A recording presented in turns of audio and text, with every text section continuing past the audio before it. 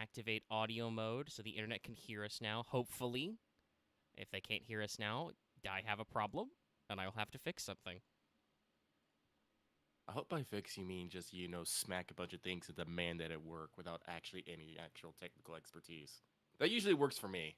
That is usually how I solve computer problems. Yell. Yes, I yell and I cuss. I don't have a wrench with which to hit things, but I feel like hitting things with wrenches. Alrighty, thank you. We're coming in loud and clear. Very well then. Hello! Welcome to Let's Talk About You, everybody. On today's episode of this very special time, we're going to talk to you about the new Caldea Fairy Cup event, and also, because in an absolute poleaxing, we have the pregame for Lost Belt 5.5, so, yeah, okay, we're going to do that one. All right. As you can see, Lucky has provided me with a lovely thumbnail, which is now our image over there, so I'm going to transition. Yes, I'm one of your hosts. I am Omega. Oh, gosh, there's so many jokes I could make, but I don't even know what's a good one here. Anyway, we are definitely not the Knights of Chastity. That's for sure. Sorry, I made you laugh. Yeah. It's my beat. Okay. That other voice you hear slightly less dying is Lucky. Less dying. He is still a little sick, so we're going to try and avoid... I'll have to reel in my humor a little bit. Oh, let's get deadpan, I guess. But I hope everyone's enjoying Fate Grand Order, aka not quite a epic of virtues and chastity. And while we here at Studio Mega like to bring you the latest and related news and memes, we will be talking about current and future events with the JP and EM version of the game, so anyone want non-spoilers should pack their bags for Heian-kyo. Correct. Oh, no, yes, we're live right now. Right now. Lucky had a bad bout of coughing last night, so we did not get to go to it then. But we're live now to make up for everything. Thank you so much for showing up. Love to see the support. There's 29 of you watching right now, allegedly. Or 19, depending on which number YouTube likes. I feel like the concurrent viewer numbers never agree anymore. Yes, 2 rounds of blood healed Lucky. It's canon. All right, before we get any further into it, I would also like to, especially in these times, shout out our patrons. Thank you for supporting us. The episode is brought to you by patrons, which include, but is not limited to, Adam DeHarp, Architect Tangbluster G, Carlos, Dragon, Ferris, Jerry Vasquez, Just to the Fae, Jonathan Sandoval, Legendary Boss Hunter, Regent Raptor, Rise of Kenji, Rogue Robin, Charvor, Sean Pyre, some guy named Bob, Sorry 23, and Varian the Crow. Especially during these rough times, we really appreciate your support, everybody. And if you want to, give us a little bit of your extra support, consider dropping by our Patreon. Thank you as always. And I am rolling audio on this. I did have to wiggle some setups to make it work, but yes, so there will be an audio version of this for our patrons as well. Well, good for you. You got your JP account back. Okay, all right. So that means we should run down the line of our usual business. I clicked on the wrong one. I need to click in the menu. Okay. So, let's see. Going for about 4 minutes of audio. Some of that was the silent times. Before times. The dark times. Before the live. But that does mean it is time to move on to our regularly scheduled segments. As usual, I can now actually do my button press for this. And check in with everybody's favorite Kohai, Mash. Senpai, 起きてください. Because it's time to wake the fuck up, Senpai, regular second for pro tips. As usual, I don't have a super crazy one right now. I'd love to give you pro strats about leyline stones and stuff, but I really don't know what we're doing in NA right now. It's a little confusing. Anime NYC can't come fast enough. Because Nissan will be there, and I'm sure he'll tell me what the heck is happening. But for now, I would like to remind everybody our usual, pro tips going on. If you have been focusing mostly on your main story clears, while you do not need to clear Shimosa in order to play Lost Belt 5.5, similar to how Imaginary Scramble is phrased, saying it would have spoilers up to Lost Belt 4, there will be Shimosa spoilers if you haven't done that Epic of Remnant chapter yet when we get to Lost Belt 5.5. So, consider stopping in, get in there. See what happens. So, also, that's generally agreed to be a pretty fun one. Well, maybe fun's the wrong word. Some of the boss fights are a little tough, but that's it's on the upper end of EORs, which are usually not very well thought of. Unless you're CCC, but luckily you can access that whenever the heckin' you like. Thanks, main interlude. Well, yes, my advice on Leyline Steins would be use them, except we should hopefully be getting a new batch soon just before Heian Kyo. Guys, I have a pregame later. I hope we get Leyline Stones. There's a couple. This one's shorter. There's a couple of fights in the back end that are a little bit of a fucker. We'll talk about it later. But okay, that means we can move swiftly down the line to our next segment, Records from the Throne, our regular achievement topic. And Lucky, you wrote yours first, so do you want to read it first, or do you need a second? You go ahead for a second. Okay. Hopefully I'll be able to catch a couple of those in the audio edit. Apologies, but I cannot edit the audio live. It doesn't work like that. But for me, it's pretty simple. I did, in fact, get the event Grail. Woo! I know that was in a little bit doubt there. I talked about it. I was kind of behind. I got it about a day before the event ended. But I managed it. So we're not behind on Grails. Yay.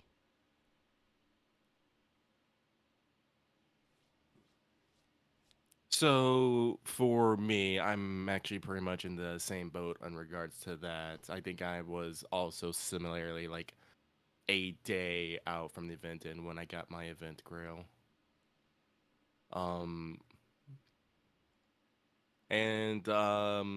It got to me. It fucking got to me. Lucky had been holding on very strongly. He's like, no, like, Van Gogh, I appreciate you and I adore you, but I'm gonna resist. I'm going to resist. And then we got that CG at the end of the event. I'm all like, how fucking dare? How fucking dare this? As is pretty usual for this. Yep, so they hit me in the Kokoro, and it only took me 180 pack. I am fortunate for that, but I did throw down and get me a Van Gogh, and already protected that smile. That creepy yet adorable smile. More recently, though, with the Heian Kyo pregame up, I did tell people that I would try to get me my copy of Kentucky, the Golden Boy, and I'm very happy to report that I was able to manage him in the first 10 spin. So yes, my luck is looking okay, which in turn makes me absolutely terrified how my rolls for Ibuki Doji is gonna go. Well, we'll see. We should see. hopefully get again, I don't know for sure. We should hopefully get a little bit of infusion of some free Saint Courts ahead. I can't really promise much about the event itself, but there's supposed to be a 1,000,000 downloads banner with a 1,000,000 downloads campaign with a Murasaki banner in here somewhere. So I'm still hopeful we get that before Heian Kyo actually drops, but that might end up rolled into Thanksgiving at this rate. At this rate. We will continue to see. More details on that later. Alrighty. No real evilitude there. There was no welfare for me to miss extra copies for, and I didn't do the CQ, but one, I don't do those usually, and two, not for this event. Good golly. So, didn't really miss anything. I technically think I broke my login streak somewhere due to daylight savings time, but I'm not sure. Time kind of blurs together.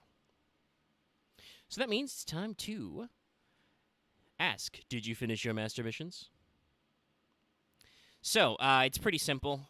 I believe this is a pretty typical set for an in-between week. You need to defeat 3 neutral and 3 lawful servants, defeat 15 demonic and wild beast enemies, separate master missions there if that's not clear, and then get 2 skill gems or statues of any color, and then 4 skill gems or statues of any color. So the easiest way to do this, as usual, when Wild Beast shows up, is just slam Orleans Jura Forest. That'll get you, like, most of these in a few runs. And if you're lucky, you'll get the skill or statue drops. And then I think the lowest AP for neutral is Septum. Is it Messina Hill? Chat, you can double-check that one for me. But I believe it's somewhere in Septum. So you should be able to knock that one out pretty fast if you're doing it. You can also hit up your usual, daily farming spots for skill gems and statues if you really need to.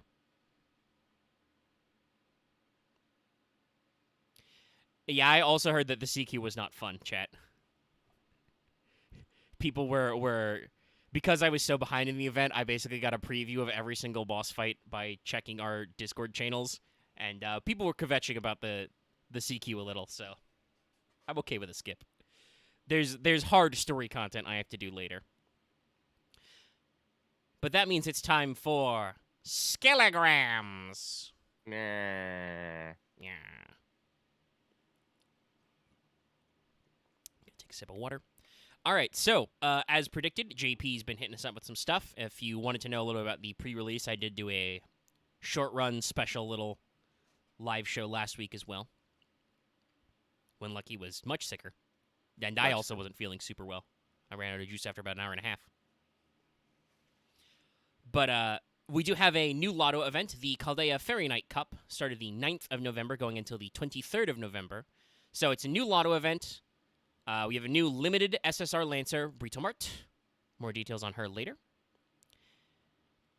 The banner is Britomart plus Fairy Knights Gawain and Tristan. So 2 story locks coming back.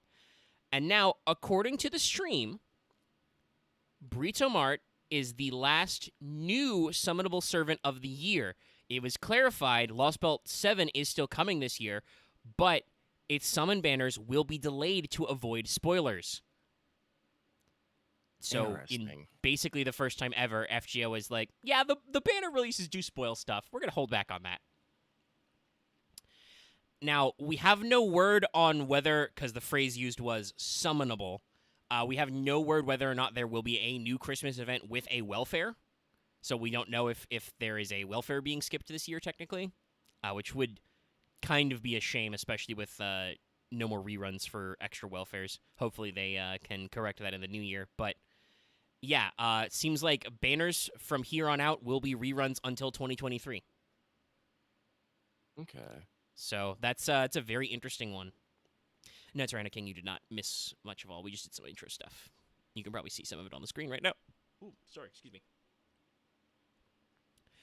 But yeah, and as a reminder, if you happen to be playing JP, to do story quests, you need to have Lost Belt 6 cleared, but you can do the free quests for the Lotto currency with just Fuyuki cleared. So, some very interesting mechanisms going on with this event. You know, you can do the Lotto without needing to actually be far in the story. Basically calling a shot on rerun banners, so we'll see.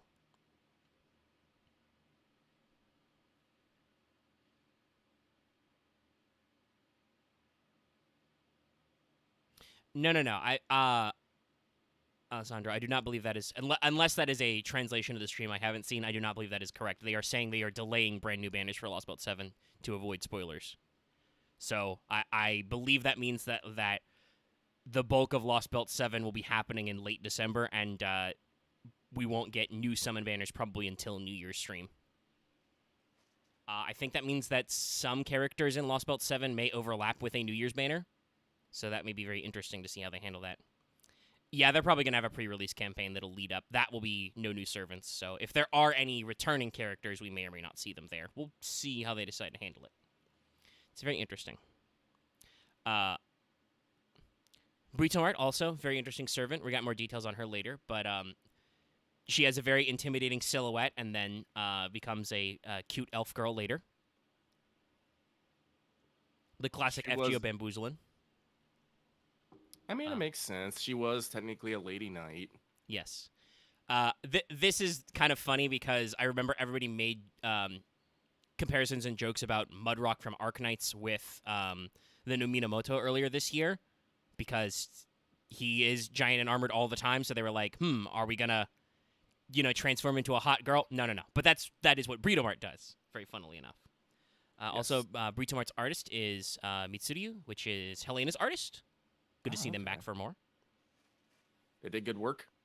Yeah, I have seen some people saying that they feel like her Britomart's unarmored design is a little generic anime elf, and I kind of see it. But also, FGO doesn't really have a lot of character designs like that. I mean, well, my question then is immediately, please show me a not generic, anime elf. I mean, there's probably some. Hell, I think FGO technically has a couple. Doesn't Lady Avalon have pointed ears? Yeah.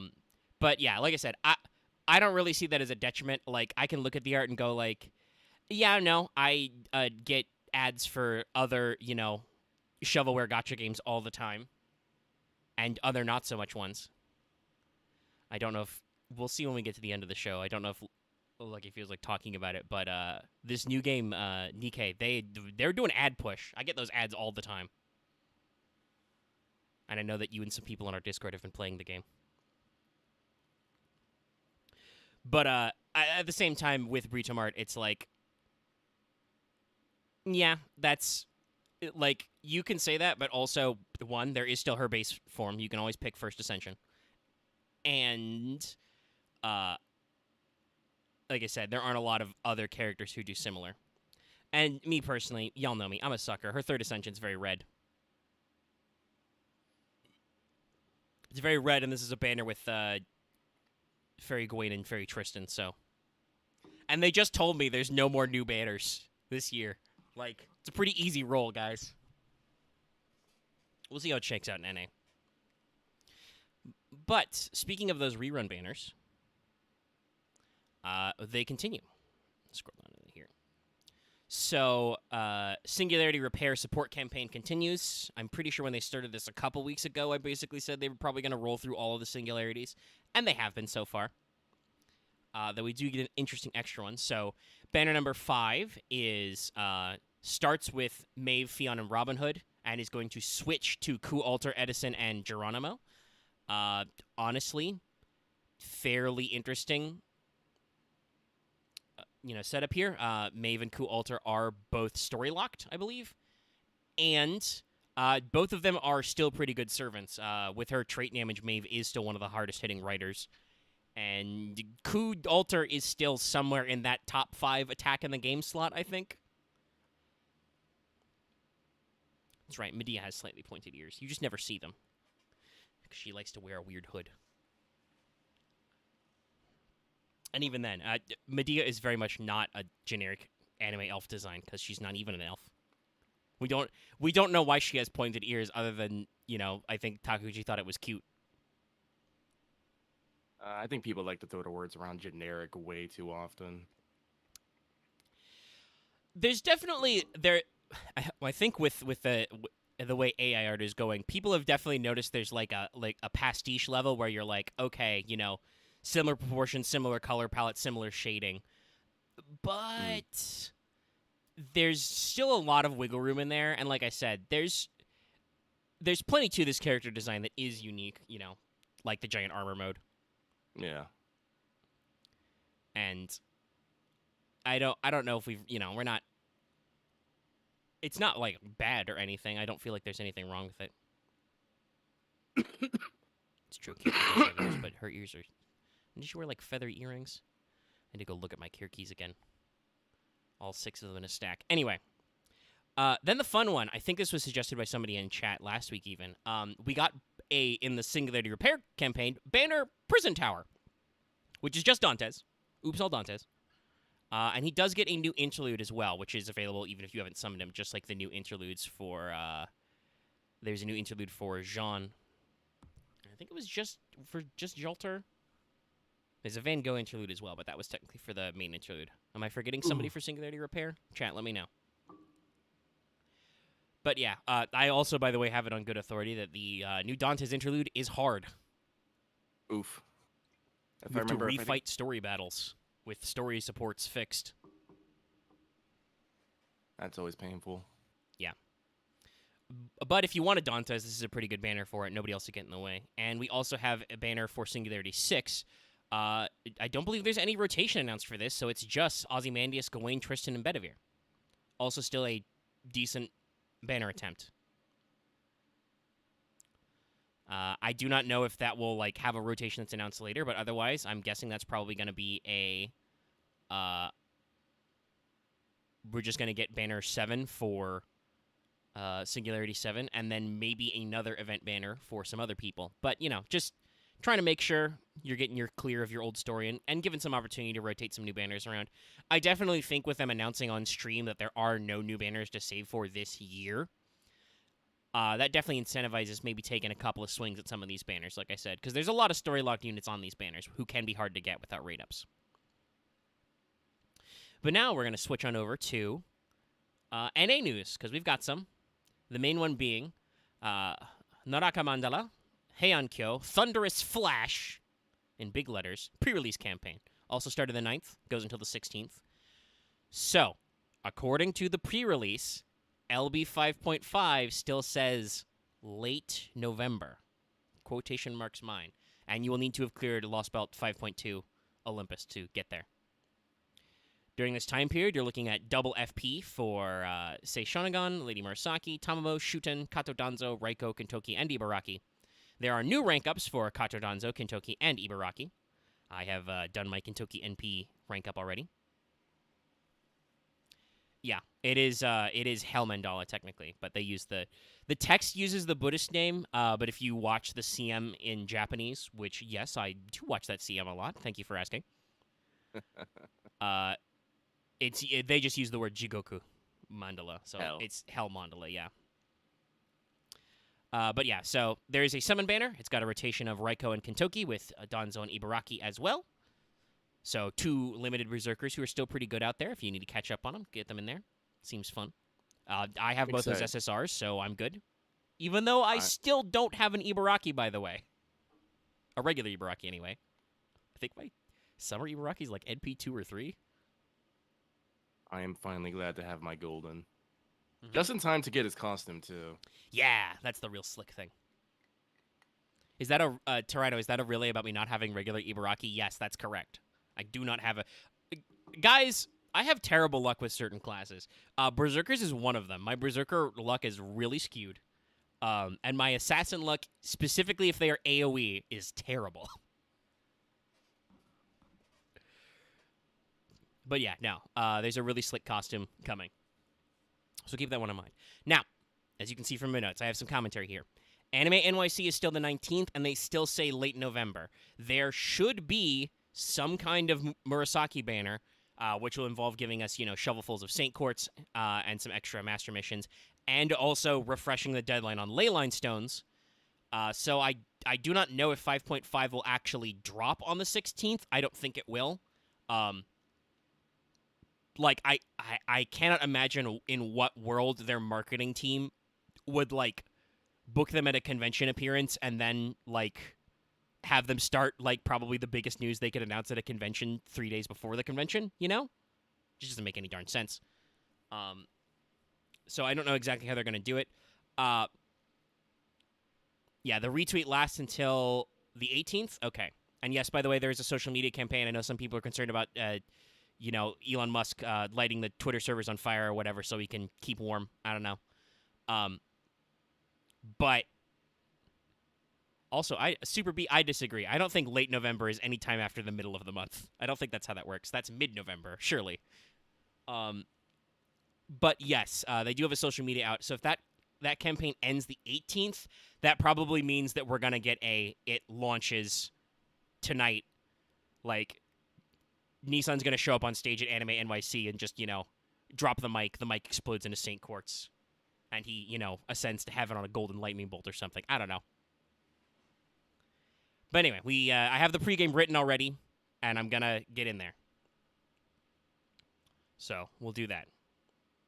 And that is it for the news. We have a lot of free talk, but Lucky is here and did open a mailbag for this week. Since we missed it last week, did I actually... Let me double check something quick. 1 second, everybody. A lot of speculation going on there.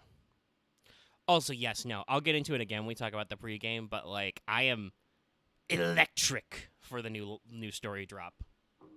Electric. I can get all my landing jokes out, but despite the fact that there's going to be a couple of interesting boss fights in there, this one seems pretty hype. And it's compact.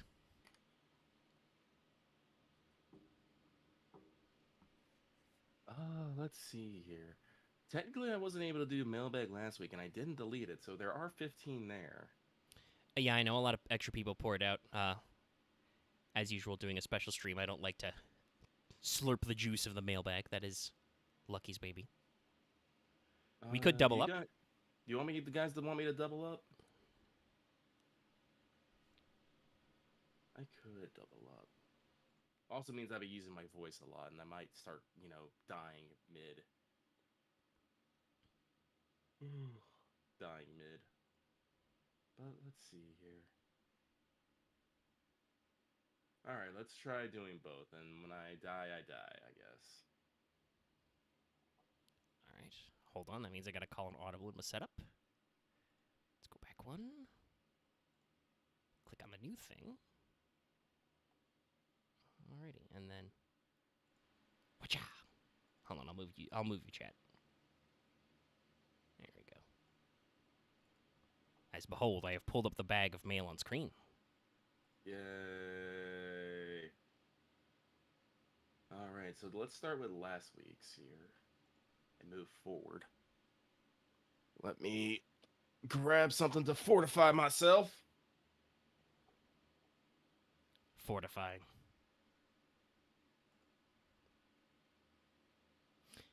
As usual, no matter what people on Twitter and Reddit say, the art for Britomart is coming in, so.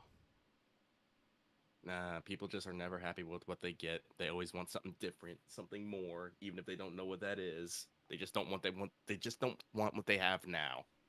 Because you're the all grass greedy, is always greedy. greener. Yep. You are all greedy, selfish bastards. Welcome to humanity. But let us begin. So, everyone, yokozo to this week's Let's Talk FGO mailbag segment, where we read what you have to say and comment accordingly. We're gonna go for a double special here and try to get through 2 weeks worth, which is gonna bring our total up to 27. So sit down, buckle in, and enjoy the ride as you get this slightly sick special here. It's Triple S, y'all. The highest rank.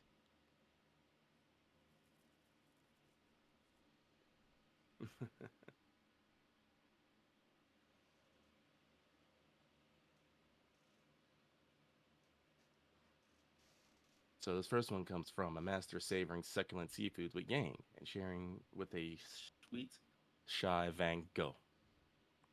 They say, hey, Lucky and Meg, I hope your sanity hasn't vanished into the void sea. I love this event. I've been enjoying farming with my summer Musashi. My question this week is this. What type of role do you think Olga Marie might have played if she survived to the Lost Belts? I think she probably would have filled Gordolf's role, and I wish we had more chance to see her grow as a character. Saying you needed good vibes and always remember to properly keep seafood. Food poisoning stinks.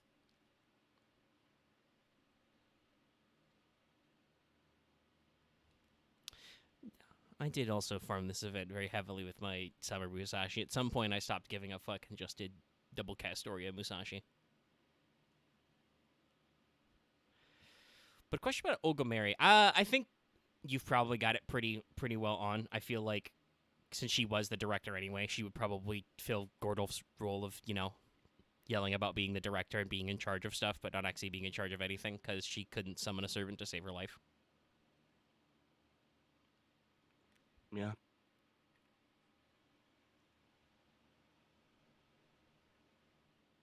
I don't have anything to add to that. Okay. Well, we got quite a few of these, so. Let's keep moving. This next one comes from pen name Schrodinger's Morality? Question mark?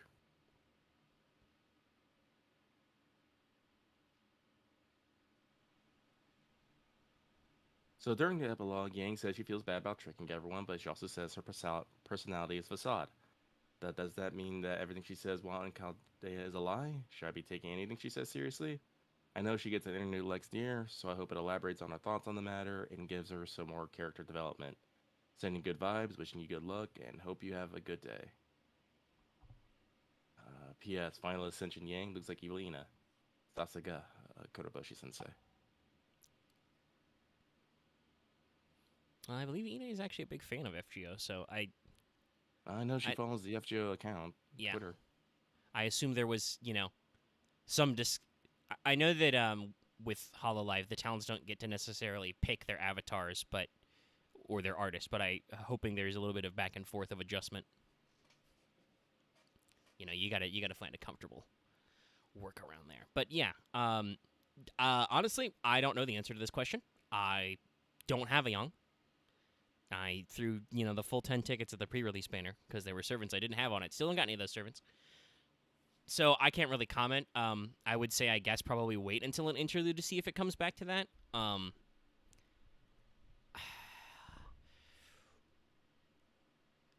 If you want to get into like technicals of like grammar, her saying that her personality is a facade, that does not necessarily mean what she says is a lie, right? Just that it's not necessarily like her most truest self. I Yeah, these assume what she's going technically for is the technically you don't. Both these statements can be true, and you got to remember the one of the reasons why this entire plan went sideways is that Yang, halfway through all this, got it into her head that you were her emperor. So no, maybe she's just trying to maybe put on her best face for you, but that doesn't necessarily mean that like she's necessarily an evil person at heart. As like this is literally the reason of they had the whole the BB and Yang episode at the end of the thing. You Yeah. know, I would guess Sometime- probably the more serious version of herself in the Third Ascension is closer to her default personality, at least as a servant. But I mean, I have a whole wanted on her if you want to go look it up. I can't imagine that as a historical character, the happy-go-lucky, nicknamey song and dance version that is her lower ascensions is actually like that far from herself either.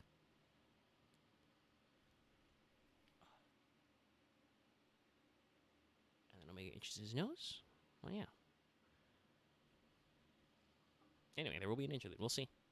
we will see. So we move on. This next one comes from Always the Admirer, Never the Painter. What's up, guys? I just honestly want to know what your thoughts are on this event, where if you finished it, in my opinion, it's the best one in a long while. I'm not gonna lie, this event broke me. I've always loved Van Gogh, art, and all that stupid stuff. I'm not gonna vlog, but I just wanted to say that I'm happy Go is happy. I'm happy with this event, happy that I got her, and honestly, I think this is the first time I understood about what people meant about having a waifu. Stay safe, and with that, it's time to go back to Cuddle Go. Well, I'm glad you like it. If you want our thoughts, you'll have to wait a little bit, though. And mostly for Luckies. Technically, if you want my thoughts, you need to go back a week and watch the live stream where me and chat go back and forth about the event a little bit. Also, technically, you would never be vlogging because there's no video in this, but it could be like a blog with a B. Short for weblog. Does anybody understand what blogging is about anymore? I feel like videos have replaced text blogs a lot. Chat, let me know. Do you understand what the word blog means?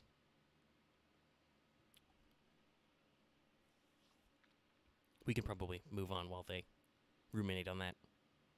We shall move on then. This next one comes from Mr. Big Man, who says, question, is Van Gogh technically the first servant Riska has been on a date with? Also, is she a part of the Stalker Trio? Have an excellent weekend, guys. No, I'm pretty sure... No, Ritsuka's gone on plenty of dates. A lot of Valentine's events are the master just getting taken out for an encounter with a servant for some one-on-one time. Mm-hmm. Yeah, and I think we can assume that those are all correct. You can also argue technically. I think there are some of the summer events which are like some certain solo quests that are framed like dates. Yeah. And Imaginary Scramble does establish that summer is in fact canon.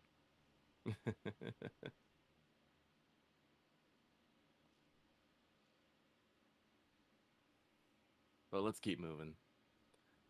This next one comes from the Tyrant King, who gave into his green to continue to roll on the new Genshin banner. Question: Hey, Straw Hat Lucky. I'm not doing One Piece. I'm moving on immediately. Okay. So, We wouldn't have had a good answer for this question anyway. no. Just because you guys like One Piece doesn't mean that I like One Piece. I understand, people. You're very hype. Your movie did very well. Leave me There's- out of it. It's like 1,000 episodes of the anime, guys.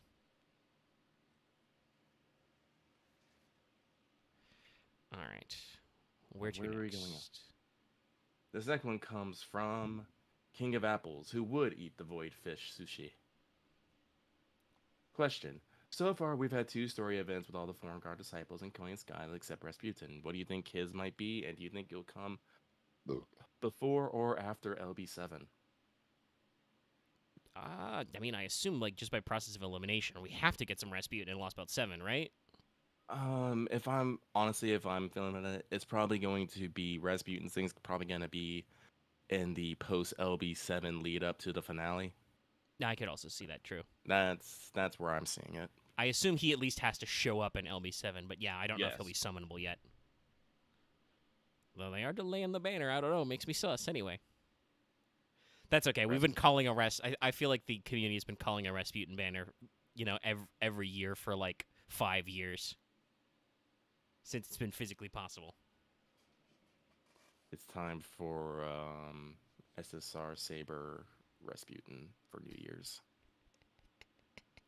Well, he does have black keys.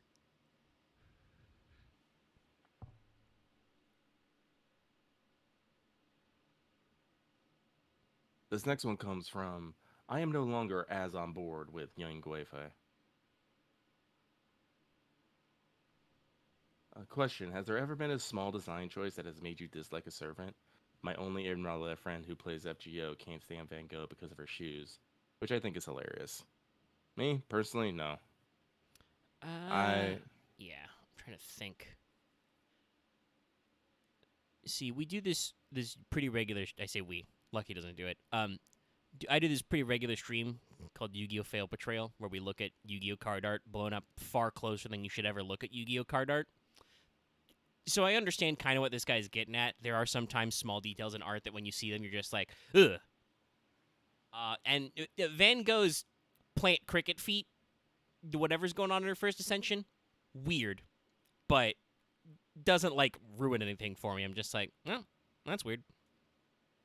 like you telling me it's not okay to be weird, you guys? How dare you? But I can definitely see if somebody, like, I don't know, has a phobia of insects or hard-shelled things or whatever the heck is going on with their legs, being like, okay, that's a little too much. I guess that's true. I really don't have any like irrational phobias, I guess. Like, cause like I was actually thinking about that. Like, I remember we were talking about Jiragumo a few weeks back, and we were posting spiders, and people were just like, one person in particular, he just typed a bunch of words just so they could make the image scroll up so they wouldn't have to see it. And I then thought that was deleted the very, image. yeah. Some stuff It's- visually makes a lot of people really uncomfortable. I don't really have that problem.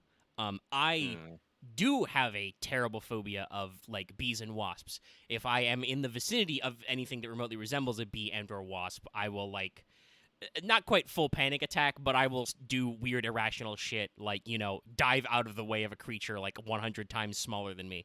But I don't have that problem with pictures usually. I'm able to go, that is a picture. That doesn't scare me. You're fake. So, no, yeah. so like, yeah, no, so I think very, very little bothers me design wise. I think so. Sometimes, like with video games, I get like the vertigo response that I get in real life. Well, yeah, But- sometimes I get like a response. Like that was what happened in Plague's Tale. I just started imagining about certain smells and stuff, and it actually triggered my gag reflex. So, yeah. I was playing something the other day recently. Oh, actually, no. I think it was Bloodborne. I think it was on one of the streams when I had to do the platforming. You do that ground falling out from under you, and I'm just like, whoo. I feel like I'm falling a little bit. It's fine. Mhm. Everybody's fine.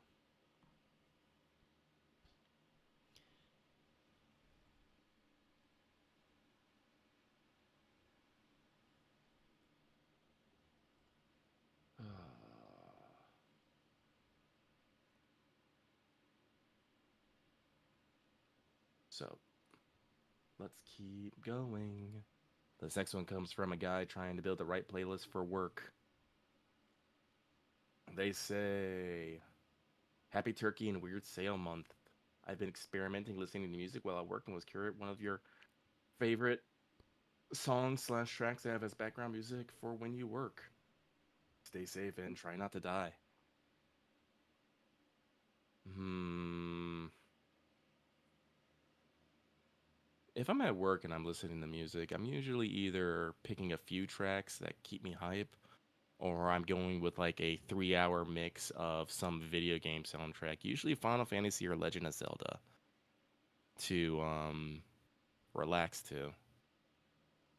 So, Legend of Zelda, Final Fantasy is usually up in there. Sometimes I'll find a just ye old synthwave mix, usually with some psychedelic 3D particle effects going on. Yeah, there's a lot of just kit bash together mixes of various genres on YouTube you can watch with little looping videos. Mm-hmm. Sometimes I like just to put on the vaporwave dimension. It's a pretty good one. Yeah, there's a 10-hour version for no goddamn reason. 10-hour versions are necessary. Yeah, for me, it's pretty similar. I absolutely listen to music all the time while working on stuff, while writing show notes, editing, writing, whatever, all kinds of stuff. And then it really depends on what I'm working on. Like when I'm writing, game master notes or text notes for Gensakai, I will usually pick, say, something more fantasy oriented. Lately, I've been listening to a lot of, best of compilations of From Software Soulsborne games, because those have some very unique soundtracks. But other times, like Lucky mentioned, I'll queue up, a lot of different Final Fantasy tracks I'm really fond of, really big on the 12 soundtrack, for instance. And I joked about this the other day, I think, while we were doing a watch together while playing some Zomboid. A non-zero percentage of Gensakai was written to just listening to the twinning music over and over again. Because it's really It's good. good. When I'm writing something more like sci-fi or cyberpunk, I will actually usually track down that stuff, actually listen to maybe a little punk music, a little cyber music. I wrote a fuck ton of Delta Green stuff to some old Mallsoft vaporwave type music. And I do actually track that down sometimes when I want to relax. But yeah, when I'm working, it's usually trying to find something with, energy and flow. Get your juices in the right mood. Juice. And I will occasionally just, post music I think is cool in our music channel that we have in our Discord. It exists for a reason. It exists. Recently, I haven't really been to work in like the past week or so for obvious reasons, but I have been checking out how do I want to put this? I've been looking into J-rock bands of the female variety. I don't know if there's actually a specific word for that or not, but I've been watching Bochi the Rock, which I do love, and they actually do have a Keisaku band topic on YouTube now. So they just have a few of their songs just right there willing for you. And I do love Station Complex, which is the opening to the anime. But I've been trying to find other music in that kind of vibe because I think it's cool. But Yeah. I think that's it on music right about now. So let's keep moving. So moving on. This next one comes from Hassan of the Back Pain, who says, "Hey, Lucky Omega, how goes the game of chicken?" Not entirely sure what game you're talking about here, but okay. I've had an interesting experience, and I'm not referring to the backache. As someone who doesn't have a summer Raikou, I rolled for her in the pre-banner, and can you imagine where this is going? I got my second Yang, not bad, but not what I wanted. Monthly tuck reset, I said to go for the 5-star CE, no loading, Rambo Sparks in the second ticket, now I have a Nemo. Not complaining since getting 5-star units is never bad anything, but I still want that 4-star and Sailor Charlton CE. People really What jonesed it, for that CE. What is your biggest suffering but from success moment? Sending you the good vibes. I feel like our stories are going to be similar. It's just a level of scale.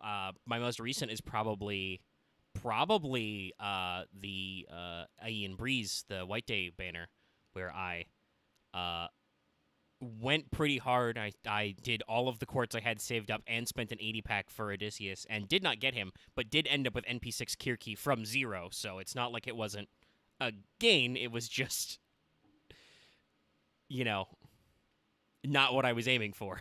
Mm-hmm. Everyone knows the story of Lucky and 13 Mamas. Yeah, that's what I was gonna say. If you don't know that story, you can find it. It's out there.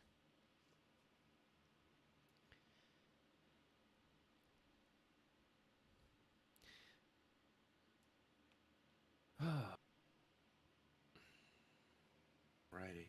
Well, we still got like 5 more in last week, so let's keep going here. This next one comes from the master trying to remind himself that he already plays too many gacha games to pick up a new one. No, play it.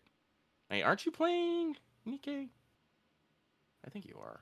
I could be wrong. Remember, this was made 8 days ago, so True enough. Dear Lucky Omega, no question this week. Sending you the good vibes and wishing you all. Apologies if I'm not making the good vibes sound. I'm pretty sure if I try to make my voice do that, I'm going to start a coughing fit. yeah. And that is the opposite of good vibes. I was about to say that earlier when you skipped it. I think the first time it was like, Lucky's not gonna make the good vibes noise because that'll involve vibrating your chest cavity, which is Yeah. not what you want to do right now. No.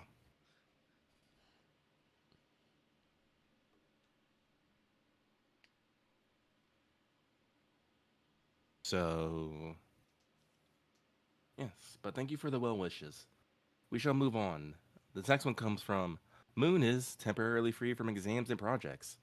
Question. Hello there, Lucky Omega. What's your favorite food? For me, it's mangoes, even though they're hard to find any in season that aren't overripe and rotten in our summer heat. I actually never had a mango because my friend refuses to buy them because he visited the Pacific Islands where he got them, super fucking fresh, and he was just like, it's never the same. It's never the same. I refuse to eat this garbage now. I can totally see that. You get ruined off the good shit. Mm-hmm. But when it comes to generic fruit, I am a citrus man of usually some kind. Pineapple, oranges, lemon and limes if they are mixed with something. And melons, honeydew and cantaloupe. But if I'm gonna have to narrow it down, definitely have to be oranges. The only reason I don't eat more oranges is because peeling is always a pain in the ass for me. Yeah. Well, it's that's why not I've so never much a been pain in the ass, but I don't like wastes. I don't like waste and I product. feel like that's why I've never been a big citrus guy. I like citrus juices, but actually eating citrus fruits is kind of a pain in the butt. For the most part, I think I'm a classic berry man.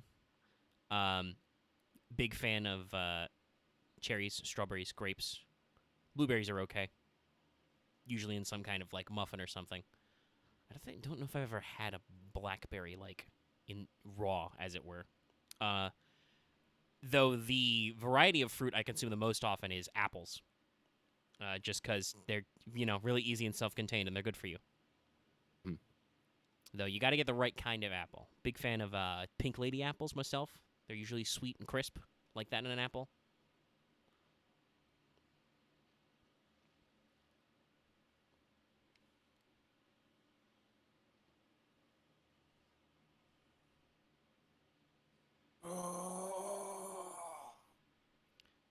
I mean, I can make the good vibes noise, but I don't. Then we have to deal with the timing of the fact that we're doing the show. Like, do I wait until I hear Lucky say good vibes and then I wah wah wah wah wah wah wah wah? Do I Let's wait till not he's done worry about it. talking? Yeah. Let's not worry about it this time. Don't make me laugh.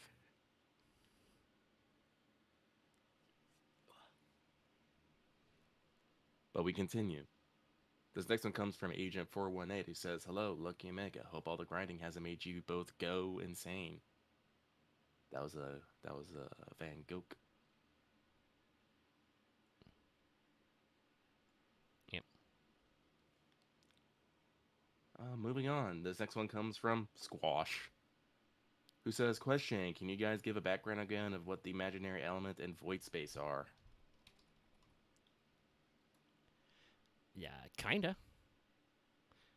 Strictly speaking, I feel like this event did more for explaining void space anyway and the imaginary numbers than almost anything else in Fate has done in a long time. But To be fair, though, they use a lot of technical terms.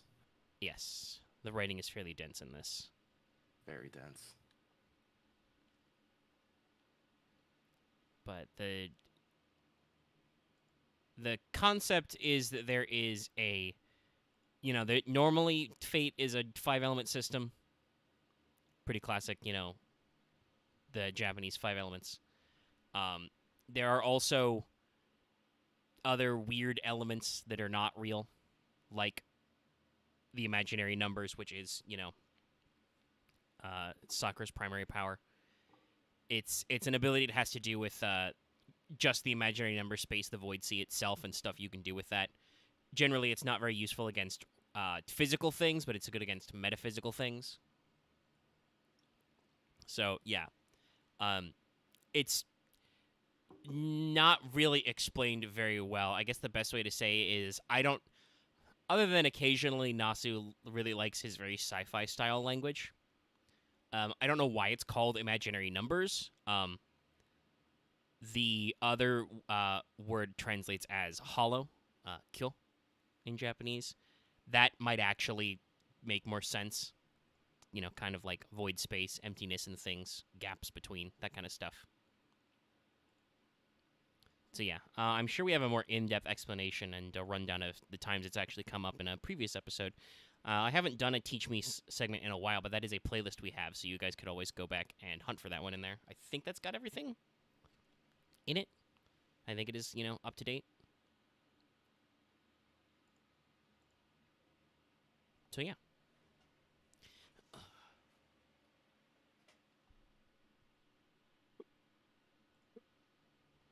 Sorry. Just trying to hold that back. Yep. No, I understand. So, we'll move on to the last one from the previous week. And this last one comes from Gahulian God. They say, as I'm writing this, I am waiting to watch the upcoming One Piece movie. So for now, my question, at some point in the future, when anime has become old enough, where its fictional characters become servants like how literature characters of the past have become now, what anime characters do you think can become servants? I mean, at this stage, it's got to be some really classic shit, so it would have to be like Astro Boy and Gigantor. I think Astro Boy is probably right on top with that.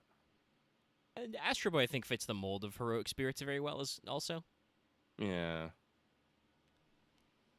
There's a lot of, because hope for the future and shit involved in it. Mm-hmm. Could definitely see some Pioneer of the Stars in there. Yeah. I mean, and if Voyager can become a servant, you just gotta find anime that's old and has enough of a long-lasting impact. Oh, yeah. Let's see here. Like, I could talk about, like, technically speaking, on terms of, like, genre and ideas and setting, like, Mobile Suit Gundam is very impactful, but I don't know if you would isolate a character in that is, like, that impactful other than the Gundam itself. Which, to be fair, Japan has built multiple real-life-sized Gundams, so there's that, but... I feel... Careful. Yep. I feel like the concept of a Gundam is probably something, but maybe not something in particular. Do we have anything of like that? Any servants like that? Where it's more of an agglamation of a concept rather than one specific Yeah, there's part several. of it? I mean, that's basically a nursery rhyme, right? Yeah. So, yeah. That would probably be another one, is just like a stacking of all the giant robot stories into one, because you can't say that Japanese mecha shows haven't left a mark on the human subconscious. So there's definitely some wiggle room there. I mean, I'm kind of, heroic spirit's probably not the right word, but like where's our Godzilla anti-hero, cuz those movies are pretty old. Again, older than Voyager, so Yeah, Godzilla really is Isn't like it is basic like one of the iconic monsters, I Yeah. suppose. Iconic kaiju film series. Mm-hmm. And he himself very iconic. Like I'm Heck, pretty sure you can ask several people, like you can ask about anybody like who Godzilla is, and even if they want to be able to tell you like exactly what is going on, he's be like, oh, the people will be like, oh yeah, he's that giant lizard that breathes fire, right? yeah. Cool. I took that opportunity, chat, to switch out and get to the new Get to set. the new. Though, by the way, that's funny you say that, Fear Tree. Cause I haven't read it myself, but there is actually Gundam has been around so long and was so influential on like the medium. There is actually a fictionalized manga about how Mobile Suit Gundam got made with the actual like actors and artists and directors and stuff as the cast of this manga. Yeah, I have read I that. don't remember what it's called, but yeah. And Tomino is a character as just a caricature of himself. He like wears sunglasses all the time. So there's there's also wiggle room, I think, for some artists to kind of overtake their art. I know that I said, for instance, in the Nemo Wanted, I'm actually quite shocked Jules Verne is not a heroic spirit in something already. Like he totally qualifies.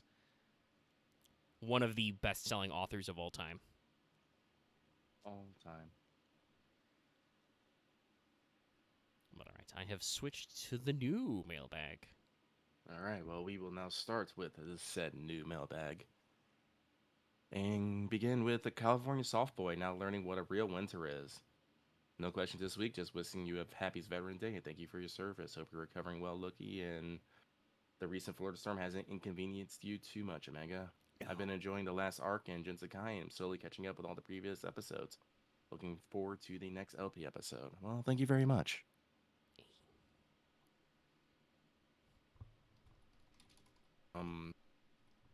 I should be well enough to play tomorrow. I hope. Oh, I hope think. so. I'm vibing. I've had to write extra. I joke. There's the GM section with adversaries is unfinished, but I joke that I've been having to write extra Genzakai to get my vibes out lately. But yeah, like, no. we'll be happy if Fairy Bees are finally in. They are. Yeah. Yay! I'm gonna have to go read that. I also wrote like 4 paragraphs in the GM section about how to handle your players wanting to forage and hunt for food and fish and stuff, and did make some random tables. Okay, cool. You're gonna have to do some of that then. But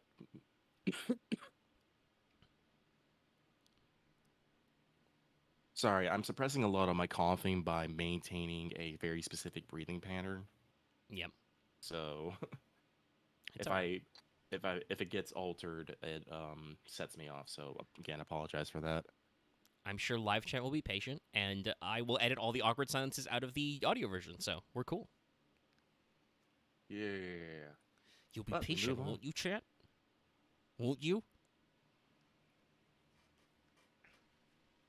Just grab chat by the throat, won't you?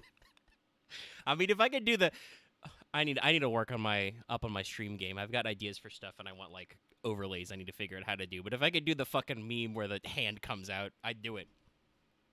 Just get that as a little interrupt. Ugh. So this next one comes from a random Chaldean staff calling for Nightingale Asclepius to treat Lucky sickness. Why would you do this? I feel like this is the opposite of how we get better. Well, no. Your disease will be cured. Yes, but will my sanity be? I don't know about that.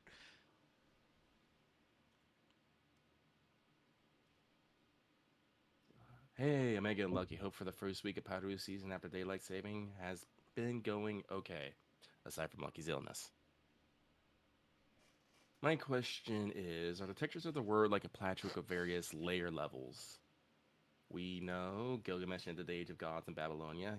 However, it continues into Japan through Himiko's time. Also, of additional records from the Age of Mystics and servants are rediscovered. Does that diminish the power of servants, sending the healing vibes to Lucky and gobble gobble vibes to Omega? So, first off, Gilgamesh didn't necessarily end. Well, he did end the Age of Gods, but that doesn't mean that the Age of Gods just turned off like a light switch. Yeah, Um, it's more like Gilgamesh pushed a rock down a hill that took a long time to get to the bottom. yeah. And that I assume that because the Age of Gods ending is kind of a process, is why you get stuff like the fact that the Age of Gods lasted a long time into both Britain and Japan as well. Mm-hmm. So yeah, it does seem to be slightly localized. Basically, gods retreat until they eventually all go away. Now the second question, that is interesting. I don't think that Fate has ever addressed the idea that like modern scholarship could clear up details about servants. Um, Often their research team does do a lot of their research like very in depth. We've told many of the stories that have been related to us before. That's how we got Raiko in her current form. Some of the research team, dug up the Ushigozen incident.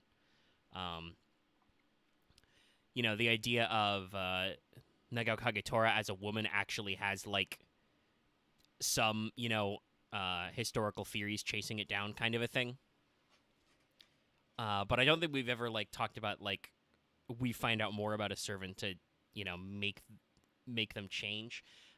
I guess technically you could change humanity's impression of a character in the throne, and that does kind of like work backward and forward through time.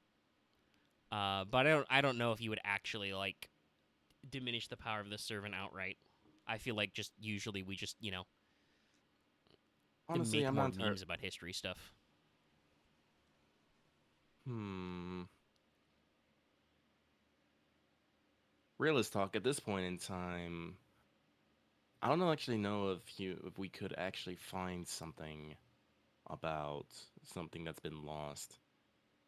Like, I mean, you could always find something that in like records. We've got uh, you know, caches of Babylonian writing and stuff. We could always find like a new block of clay tablets or something.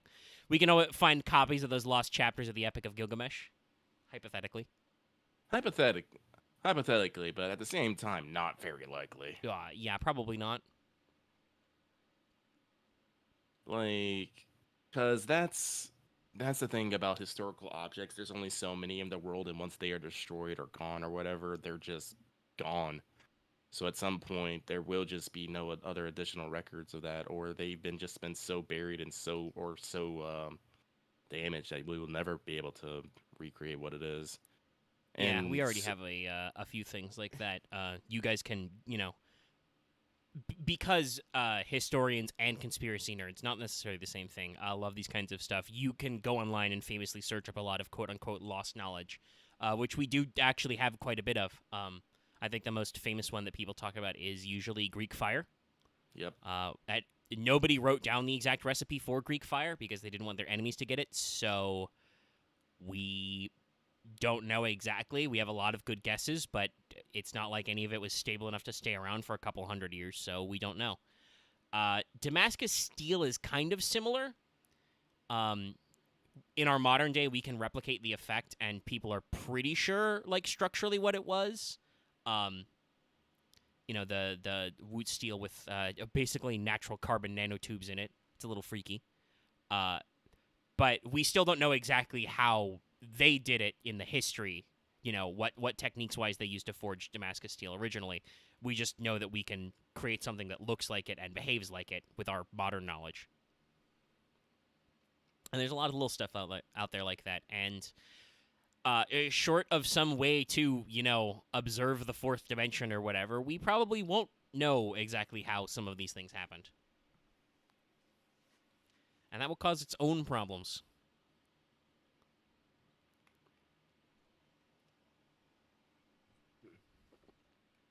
so let's move on.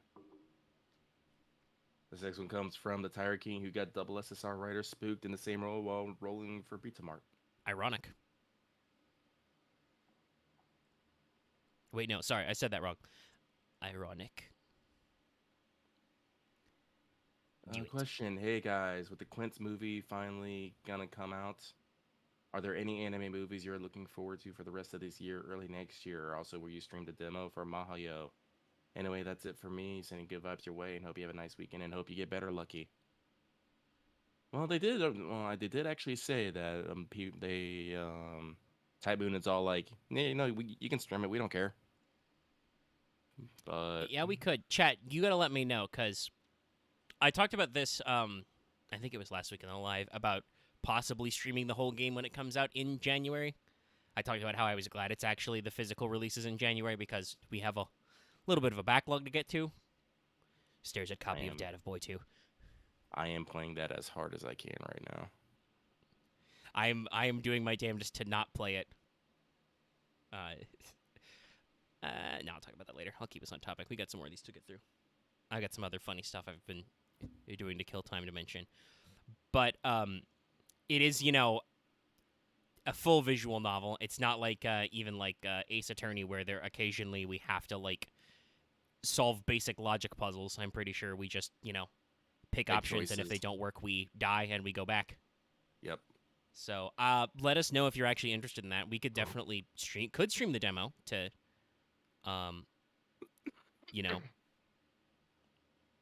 work on what you're doing. So let us know either in live chat or in the comments below, because we're open to that kind of thing. It's just a question of if you guys will watch it. Because as usual, whenever we do Let's Talk FGO live, we usually get some good vibes. We're looking at 40-ish, live viewers right now, and let me tell you, most of you guys don't show up to our game streams, but Mahoyo might be different. So let us know. The demo's out there. I personally was probably going to give the demo a pass because I have already pre-ordered my special edition. Like he did as well. He was actually able to get in when it was not supposed to be up. Yeah, same. I was lurking in our Discord chat when the Switch version dropped, and I'm like, I'll wait for the PS4 version, and then that link popped up, and I'm like, there, boom, click, done.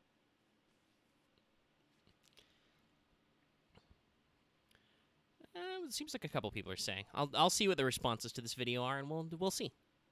We do have a lot of stuff to get through, but sometimes I do extra days. We'll see what the haps is. Alrighty. Oh, yeah, right. I haven't apologized if you guys see the phantom cursor sometimes. It's my B. OBS is weird with tracking my cursor.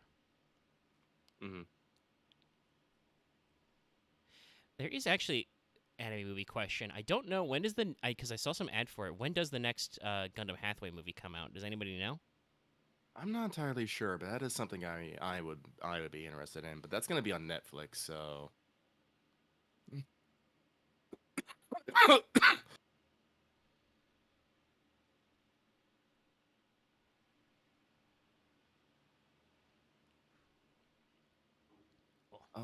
Let me see if there's any other movies that I've been interested in. Nah, I think it's just mostly been Hathaway.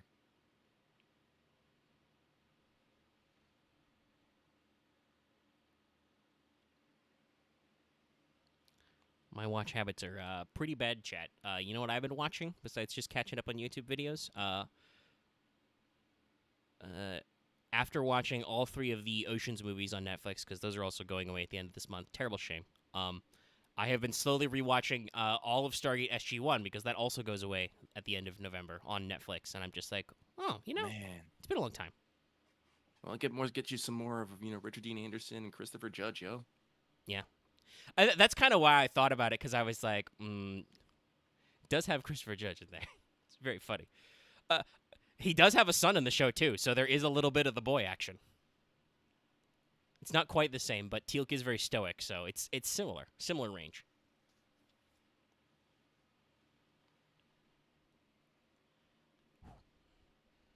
I think I'm like a season behind on news turning into slime. What was that, Lucky? Sorry, I was just thinking, like, I've SG-1 was my jam when I was young. Like I always caught that shit on the sci-fi channel. Wasn't as much as funny as Atlantis, and whatever that one was that came on after that. Universe, I think. Yeah, as usual, I think the franchise got a little tired out for a while, but yeah, it was a pretty good one. I remember watching the sci-fi one. A lot of these early episodes though are new to me because it was originally on Showtime, which was kind Really? of interesting. Especially very interesting when in the pilot episode there was full frontal nudity because it was on Showtime. A little weirded out by that one. Caught me by surprise. I believe they edit that out of syndication for the future, but Netflix has the original versions. Cool. But yeah, solid show. You can check it out on Netflix for another like 20-ish days, and after that, I don't know where it's going. I don't even know who owns it. I do think I remember hearing something that some of the original creators are interested in maybe a revival, soft reboot. You know, get some extension out there. We still got a few of the actors lying around.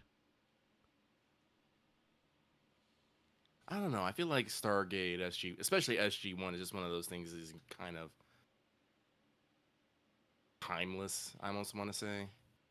Yeah, it's. I mean, at the same time, the early seasons, I'm like in the middle of season 2, I think, is where I've stopped currently. It's got definitely like a little bit of that early 90s feel, but also is, like you say, just kind of timeless. It just kind of exists.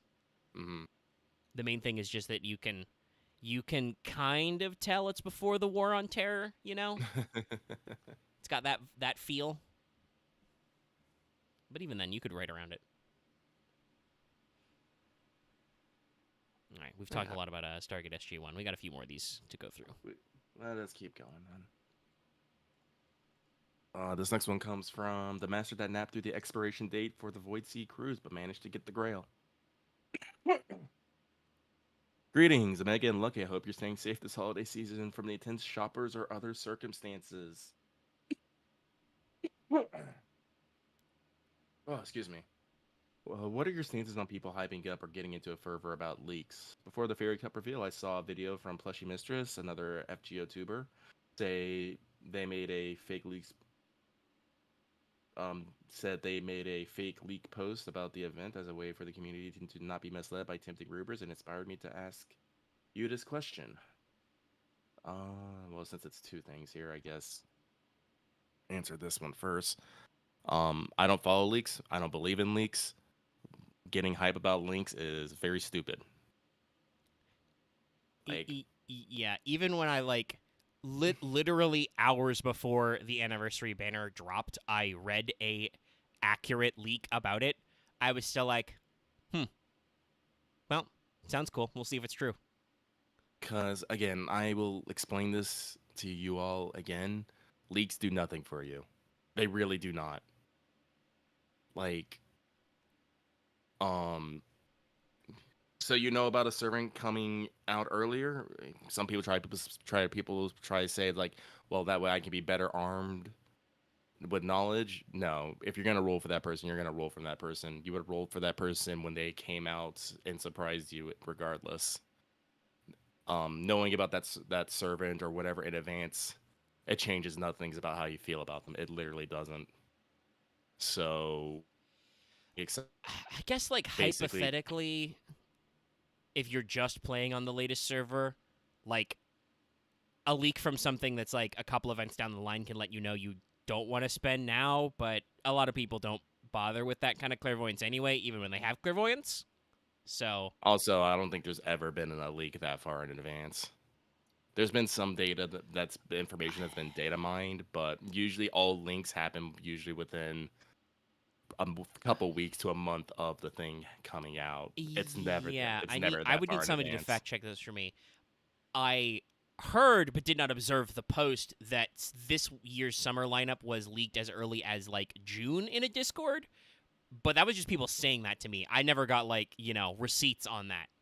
If somebody has that original version of that leak, because I saw it got trotted out several times, go ahead and throw me those receipts like on our Discord or something. But yeah, I don't actually like know if that's accurate, and that whatever the timescale was, that leak of the summer servants has been the most accurate so far. Um, but yeah, no. I also saw the people posting about there were some. I don't even know. Was it for Night Cup? Anyway, there were fake leaks. People hyped them up, talked about them. And that's the other thing I want to say about leaks. People will just make shit up and throw it out there just to get responses out of people. Yeah. I mean, I technically, like I said, up until the summer leak, that was most leaks. Most leaks are fake. They got maybe one servant right, and then the rest were just not true. I remember seeing hypothetical leaked lists for Lost Belts going back to I don't know, I think 5, like the original 5, and usually they're fucking wrong. So I feel like with the FGO community, this isn't like, for instance, I know that while I don't play Genshin anymore, I know that leaks are fairly common and a part of the Genshin community because that game actually has playtest servers that people get access to and can literally mine the data, So it's a technical leak, but it's mostly data mining. Yeah, there was some weird stuff about Morgan and the others. I remember. I think we did get Morgan's name right, but the class was completely wrong. I don't know. That may have been just half data mined. But I know that obviously, like I said, for Genshin, there's a lot of time with these public betas or even closed betas where somebody in the community actually gets access to the servers and can do the data mine. As far as we know, while I do believe FGO probably has some kind of closed beta testing, we don't know anything about it. I don't know anybody who can or does ever even admit they are a closed beta tester for FGO. I don't know. I don't think we know anything about what FGO and Lasengle's QA teams are like, right? So there's just no credibility, I think, in the FGO community for leaks, and the fact that a YouTuber went out of their way to make fake leaks and then be like, yeah, I made some fake leaks to get people not to buy into them. Which, hey, that's part of the hustle, and saying hey, I did this to remind you not to get hyped about leaks. Okay, it's a little bit of a mean play, but I see what you're doing, right? And I think it just adds to the fact that I don't think we have a lot of credibility in these scenarios, right? Again, it's not like with Pokemon, right?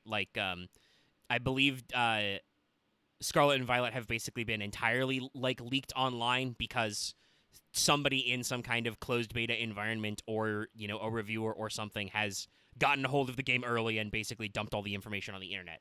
FGO doesn't work like that. So it's like I said, it's just hard to have credibility. Long story short, don't care about leaks. I mean, I look at them and then I in my mind I build a scorecard and I'm like, okay, let's see how many of these are right. But this person had a part 2. Yes. It says, for the second question, with the review of LB7 will not start with the banner. Apparently, a vocal part of the fandom was livid over December being majorly without new banner servants / content to sate them. But for me, I think NA clairvoyance makes this a bludgeon so I can plan for in real life stuff in that period. That's why I wanted to ask what your thoughts on break periods in FGO would be, and that the lack of breathers made Magic Record NA shut down 2 years ago. It is true. You do have to be very careful about overwhelming players with content. I did try Magia Record, but the thing with Magia Record was usually they were working on an accelerated schedule, but the way that Magia Record works, they were actually running multiple events at the same time, so no one had enough time to focus on just one in particular. Usually there'd be 2, maybe sometimes even 3 going at once. Blue Archive is actually a lot better about this, where they are on an accelerated schedule, so you don't necessarily have much of the way of break time, but nothing really overlaps. You're just usually going from event to event and event. And usually with those accelerated events means accelerated rewards. I think I'm already almost, I think I'm 3/4 of the way to having enough gems just to pity whatever fucking character I want. By the way, it's gonna be Summer Wakamo. I think we're only like 2 events away from that. By the way, beware. But FGO is also in that kind of weird situation where when we have like right now we can say we're in a, like kind of this break period of FGO as we're in the pre-campaign, we're post Imaginary Scramble, and we're pre Heian Kyo. Unfortunately for the game, when we're in these break periods, even though I should be working things on like getting my rank ups and other interludes due, I completely vegetate on it because sometimes I do need time away from FGO Yeah. because like I said, I didn't go as hard on Imaginary Scramble as I should have, but that's also because in part because how I don't The I structure of this event is very hard to go ham on. Like, yes, no, it's like farming and then you click buttons a lot. And then you farm some more. like I'll probably talk about my more thoughts about it, but the whole thing of me having to continuously farm resources so I can clear spaces really got to me. Not to say I didn't like clearing spaces. I like firing off, the sonar He-Man stuff. But too often enough, I find myself running out of one particular resource while I have hundreds of the other ones. And I'm just like, why is this happening? Yeah, And and I then just even when the event is over, they still get you. The exchange rate for those items to QP is 50 per 10k QP, and I'm like, what? Like, I think that tells you everything about how much they thought you were gonna farm those mats, and I'm just like, but I didn't though. yeah. So It's gonna be an event that I think is gonna be way better as a main interlude that you can just poke at whenever you feel like it. yeah. So Yeah. So I'm glad for those other things, but that doesn't necessarily mean I'm not hyped for Heian Kill, because once that happens, guess what? I'm gonna be right back in there. But I play a lot of gacha games. There's some that I've been neglecting, and it's making me sad. Like I have not been putting as much time into Azure Lane or Destiny Child as I would like to. Destiny Child is okay. Destiny Child is a game that you really don't actually miss anything unless you miss a collab, because they they don't hack collabs. The only limited servants in Destiny Child are collab units. Once everything has a rate up, it just goes into the permanent pool. So it's very nice. I'm hoping Goddess of Victory Nikkei is like that as well. It probably is. Well, that would be very But rewarding. mhm. But like I said, Azure Lane, I haven't actually messed up getting little speed. I've been like rah, rah, rah, about a lot of things, but Well, yeah, you've been bleh. exploding. So, I have been exploding. but yeah, But no, the event like there's an event rate is too slow and event rate is too high. Like for instance, not for FGO. I think FGO is just fine because FGO is usually during time limited events very intense, right? Um, and even then, when it's not time limited, new story releases are very intense because there's a shitload of hype. Banners, servants, story, scenes. Like everybody gets in the juice. And FGO has a very great system of this, usually with streams and CMs and music and shit. That's very choice. So like even when I'm in a low point, like right now, I'm in a very similar way. Like the day after the pre-release started, I logged in, I banged out Kentucky's new rank up, and then like 4 more rank ups I hadn't caught up on yet, and then I was like, okay, I'm done. I'm just gonna log in every day. Mhm. I would say that I think that Yu-Gi-Oh! Master Duel, which is arguably a gacha game, it's a literal trading card game. You feed gems to get card packs. I feel like, and a lot of people I think agree, their update schedule is too slow. They don't introduce new cards fast enough, and they don't add like new limited time events or solo modes. I put down Master Duel for like literally months at a time when there's just nothing going on that I care about. Like they recently had a pretty big content update. I think they actually adjusted like some animations and some graphics, and it looks very nice. But they introduced like one new pack to pull, and I'm like, I don't care about any of these archetypes, and there's no new solo mode or event going on, so I just don't log in.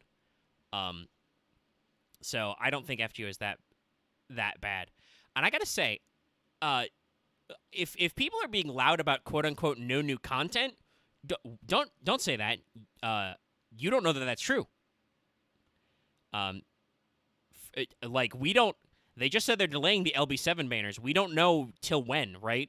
That Right. could mean that, and I think somebody said earlier there's a stream like Christmas Eve. That could mean that as early as like December 25th, those last 2 weeks could be Lost Belt 7. You could be getting big story content drops. You're just not getting new banners. And the FGO community does kind of have a love-hate relationship with banners sometimes, you know? Like, we understand the banners are out for our money. They're trying to sell us something. And sometimes we spend a lot of time, you know, talking about the existential pain of banners. Next year, for instance. It's just banner after banner, you know. It's a big slam through, like, for, I think, Lucky and me both, a big slam all through, like, the first half of that year. And then it slows down a little bit. You know, lots of other people have big chunks through other ones, right? So, you know, and with our NA clairvoyance, we will kvetch and moan about how bad it's going to be for us, right? So with my clairvoyance, like I said, I joked about this earlier. You know, them saying, "Oh, no new banners after Burrito Mart." I'm like, "Oh, cool. I can roll on that banner then." That probably means I got a good 2 months without something new to roll on, you know? So, like, I usually like my downtime in banners I care about. So, I don't know. I just don't get getting upset about no new banners when they're clear to announce there's no new banners, right? You know, this event's going to go on until the 23rd. I could see, like, a part 2 or some other shit. There's going to be some stuff for, you know, the Singularity clearing campaigns. There will... if they're not actually going to rerun Christmas, there will probably be some kind of Christmas, you know, rerun mashup banner. But there wasn't even a new servant for Christmas last year, was there? No, just Welfare Martha. Yeah, it was a Scotty rate up, wasn't it? I believe so. It does give me a break for Wanted. Because that's going to be yet another... At least it's not as... I was able to script it around. But it's not as bad as Imaginary Scramble, where I had to, like, debate with myself for a week ahead of time. Okay, there's 2 brand new SSRs. What am I going to do? Well, it turns out Vango was full of spoilers, so I just did that one later. But, yeah.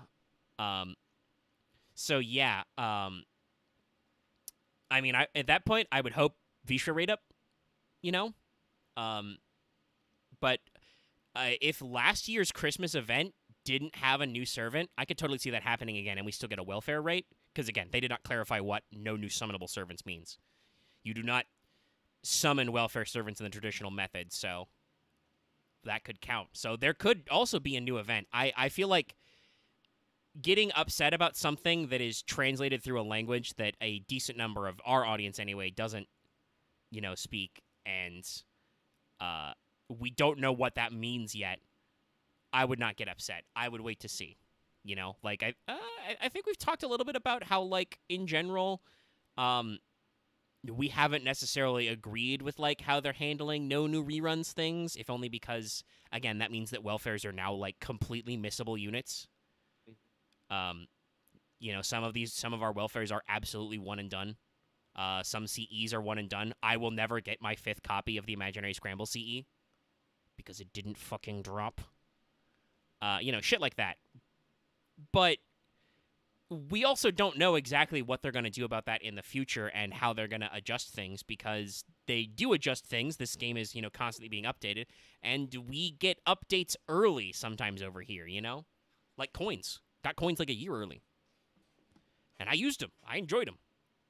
My Summer Musashi starts with 20% battery, y'all. Actually, did I do that? No, I can't do that for I couldn't do that for Mordred right when the thing dropped because she needed a LOSTBELT 6 mat. I should see if I have enough of those. Get my Mordred starting 20% battery. Won't that be fun? But yeah, no. Like, I personally don't get being quote-unquote upset about, you know, new unit banners. There will still be banners. There will still be events. There will still be stuff. There's just not going to be any brand new servants for you to roll on those banners. But those servants could be new to you. FGO does occasionally have to make caveats for the fact that they've been going for like 7 years, right? And not everybody playing the game has been playing since launch. You need new customers, otherwise we wouldn't have... What download event are we up to, chat? I feel like 28 million or something. Yeah, the slider on apples. It's great. You can spend extra apples. But yeah, there's actually, after this question, there's one more point that I don't think you read out loud, Lucky, on this person's big chunky comment. No, I was just waiting to get through it. But they finish off with also lucky because you have a chest infection. And when you feel less intensely, I would recommend drinking turmeric milk or green tea to ease the pain. Thank you for reading my questions. I hope you both stay strong. I will definitely try some green tea. I do have some. I like it.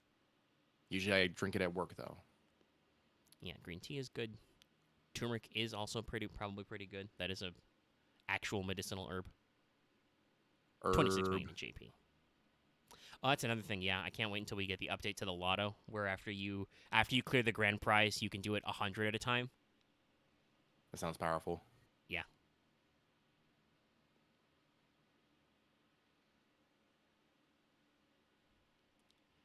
And Okay. yes, there is some comments about some stuff with some lotto stuff, but I think that's probably I don't remember if it's in my show notes, but that's probably better left for Lucky's coughing.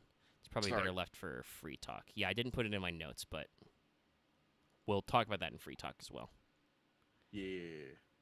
Speaking of YouTube videos, there was another thing in the community over the week, but we'll get back to that. Unless somebody asked a question about that, I don't know. We will see. This next one comes from Moon is suffering from a group project with members that are too lazy to actually work. This is like, that's the college experience for me right there. Big mood.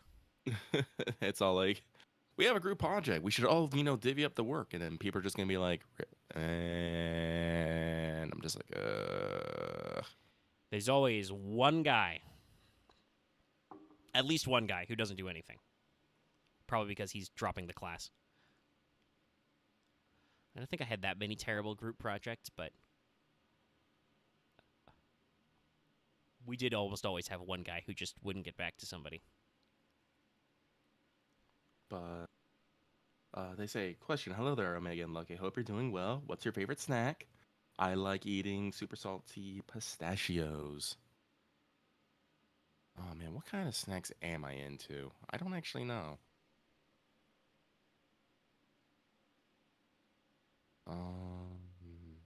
Also, just want to reiterate, you've asked a food question once again, Moon. We read them back to back, but we're here. Snack-wise, I'll separate this out because I feel like we got a question about candies and sweets the other day. Usually, like, for other stuff, I'm a big, like, little bit of the cheesy cracker fan. Like, a little bit of salt, a little bit of that cheese flavor. Yes. I have also been turned on to. I have to specify. I'm not really a big fan of raw pecans, but been turned on to roasted, buttered, salted pecans. Put it on a baking tray. Put some butter, some salt. I like raw pecans. Yeah, there's not a lot of nuts and legumes I'm a big fan of raw. Peanuts are okay. But like I said, get a little salt and a little bit of butter in there. It deepens the flavor profile. See if I can make some waffles.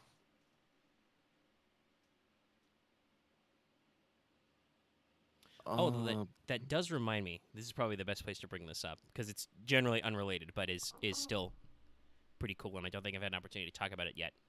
I don't think I've mentioned it.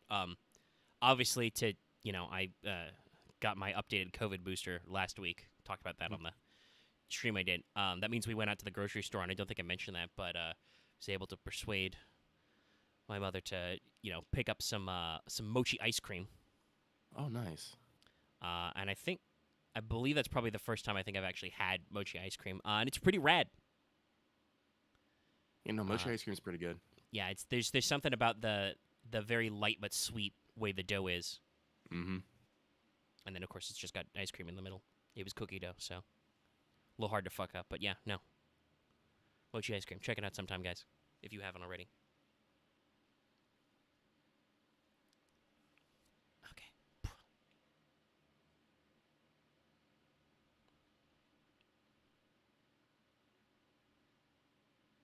All right, I'm trying to think of like a snack that I actually A snack that you like. attack? Yeah. Like, I I don't mean, want to I say think so. candy. Yeah, no, candy is like a specific, like you want a little something sweet or a little hit of sugar. Like, so I don't know. You're sitting at home, Lucky. It's between meals, but you feel a little peckish. What do you go for? Pretzel,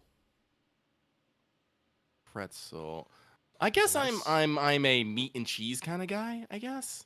Little meat and cheese. Yeah, you Yeah, can nibble no, on some meat and cheese. like maybe have like slice up some summer sausage and maybe some blocks of cheese. Hmm.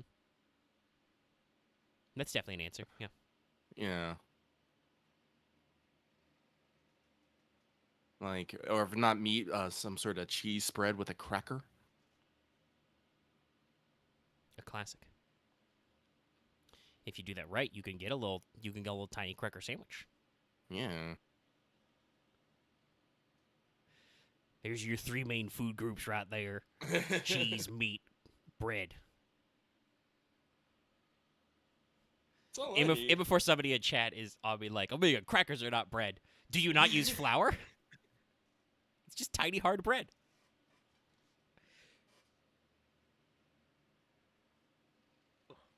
Oof. Sorry, slightly itchy nose. I have my window open because, as usual, it's still warm during the day down here. I'm checking that sometimes makes my nose a little temperature itchy. right now.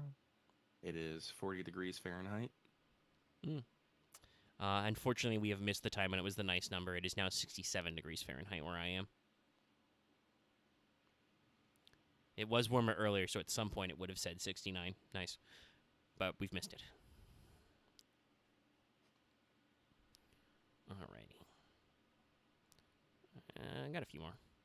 Mm-hmm. Hopefully my rapid scrolling doesn't make anybody motion sick. This next one comes from a procrastinator who has been feeling life.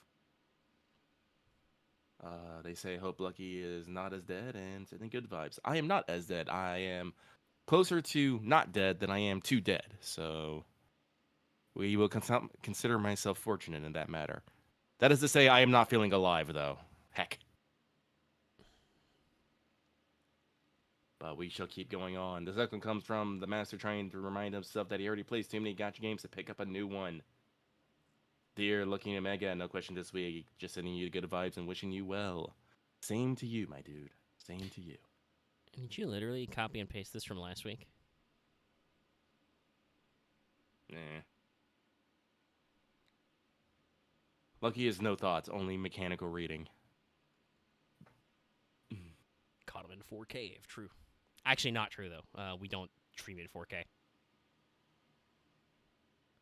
This next one comes from Dave the Lord Espastil. I don't know why you do this. Lucky's sick. Why would you do this to him? He has the People don't sickness in care. his lungs, even. What do you guys think about swimsuit servants showing up in Esturvian? I might be in the minority, but I'm not a biggest fan of it. Not that I hate the event, though. It just feels a bit on the silly side. I just feel summer servants should stay in summer events. That means you'd only get to use them once a year, though.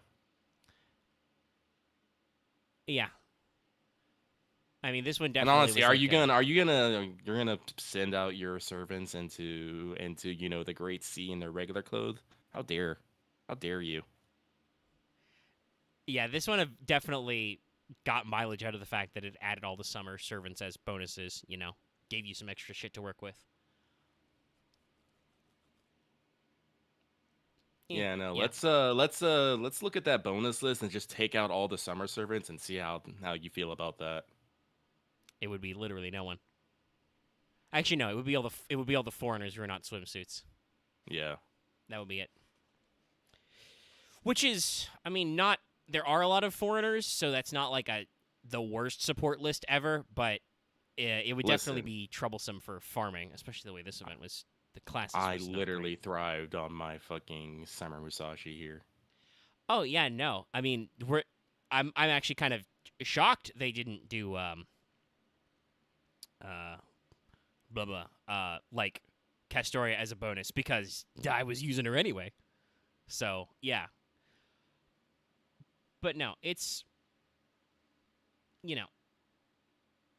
like no, you're entitled to your opinion. Yeah, like I said, if you don't feel like it vibes, I mean this event definitely has, I don't want to call it a tone problem, but has like an inherent tone shift. You know, we do a lot of lighthearted stuff, but then also, by the way, we're staring into the sea of nothingness filled with horrible giant laser whales. Why do the whales have lasers? I don't know. Well, we're not actually watching. We're not actually seeing lasers. It's just what our mind is perceiving as layers because we are in this space that where nothing can be perceived. But what we perceive is what we think it would be. It's very fucking weird. Let me have some fucking levity, god damn it. Yeah, and I honestly, I think that's probably why they decided to go with the swimsuit angle. Because, like, the opener of this event is very serious. Like, it's very much, Master, we're going to die in 50 hours. Also, there are laser whales, and we're stuck. And it sucks. And you're like, okay. Yep, that sure does sound like it sucks, Devo. Then just roll up your sleeves like, all right, here's what you're going to do. Because it's not the most bullshit we've ever been in. But yeah, no, it's like I said, obviously everybody has their own personal preference. I don't really care. I actually, like I joked about earlier, think it's kind of interesting and fun that means that summers are explicitly canonical events. I read some people talking about it, people who are familiar with the original JP script, that the JP version of this event might have laid it on a little thicker with like the, oh yeah, swimsuits. This one's just, it's a little more lighthearted and gag-like. That's okay. I'm all right with that. Like you said, need a little bit of levity.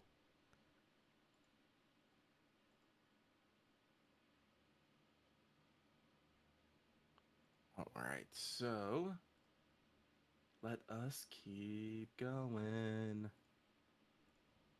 This next one comes from Master who watched the one for Nemo and Van Gogh and got nothing. I'm not that upset about it though. Hey, Loki Mega, sorry you guys have been sick and I hope you guys feel better. My question for you guys is, think we will ever see the real Vincent Van Gogh? Don't get me wrong. I like... the event's over. I like Clyde Van Gogh, but after learning about his connection to the Outer Guard, just makes me very curious about who he was as a person. Hey, you're curious about who he was as a person. Have I got the thing for you? It's called... we've published all the letters he wrote to his brother. You should find a link to the Van Gogh letters under the Van Gogh Wanted. So you've got quite a lot of extra reading you can do. As for will we ever see regular Vinnie Van Gogh, I don't know. The event kind of frames it as like a normal heroic spirit Van Gogh would not want to exist. He would seek to like end the summoning contract immediately because the Outer Gods would try and use him for shenanigans. Yeah, it's the whole reason why Clyde is the way she is. Yes. But I think it was the most recent Van Gogh interlude has a sprite for Theo Van Gogh, one of Van Gogh's brothers. So I don't know. That means the artist might be open to, drawing extra versions. We could possibly see almost kind of like a male comma type situation, right? We might see art for regular Van Gogh. I do not think he would appear in the FGO story as like summonable at this given time, Doesn't make sense. But yes, no, if you're actually curious about Van Gogh, like I said, he and Theo wrote a shitload of letters back and forth, and Theo kept all of the letters he got from Vincent. So those were published posthumously after their deaths. So there's a lot of them out there.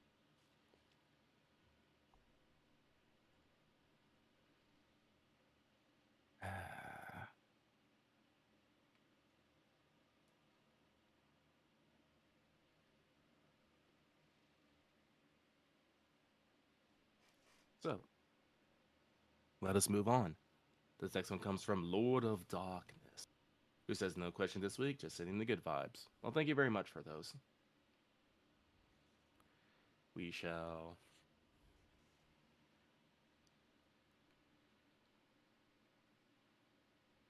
Why would you put that evil into the world, Angel Blanco?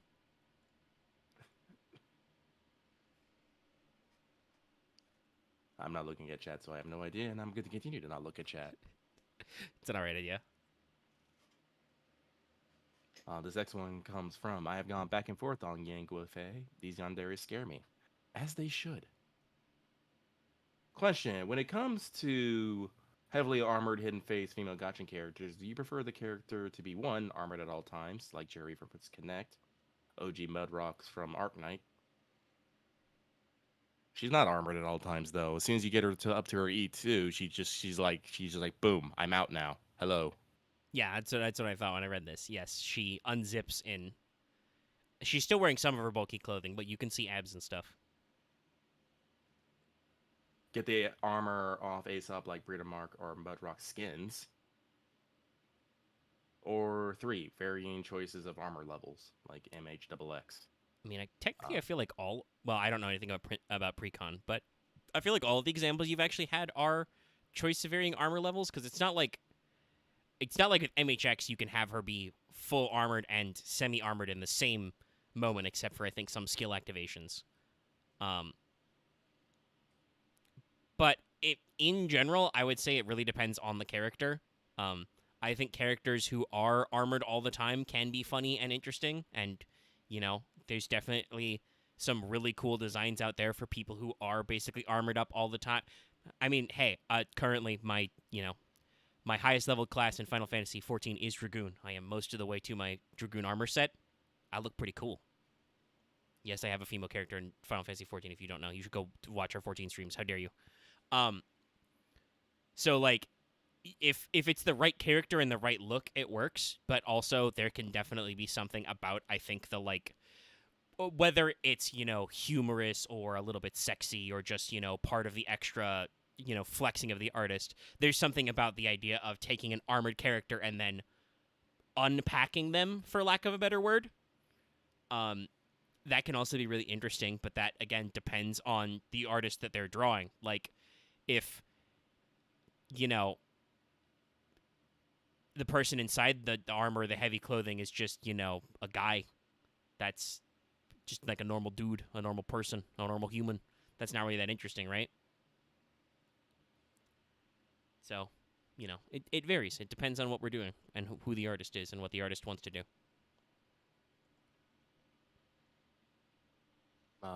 Me personally, I don't care. It's usually less about what the character is wearing, and I'm just usually about the character themselves.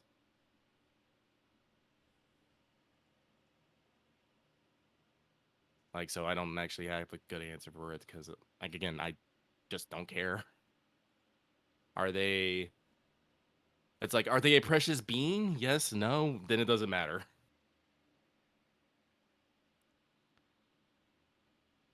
Just give me Alphonse Elric characters. I am a small boy, but also I am large armor.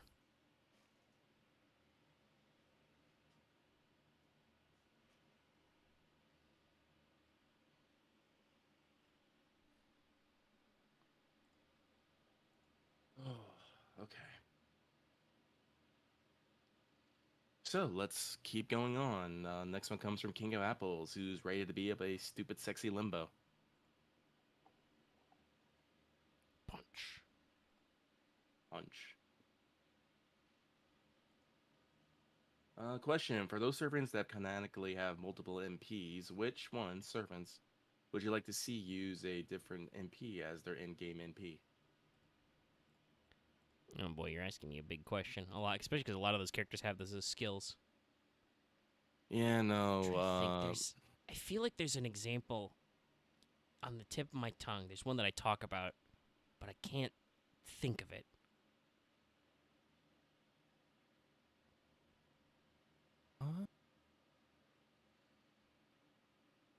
Fortunately, I do not know. I'm not very good at remembering all specifically noble phantasms. Yeah, and like I said, a lot of them are either they're not used at all, and FGO will say not used in this work, or they show up as skills a lot of the time for double NP, so it's hard to keep track. Mm-hmm.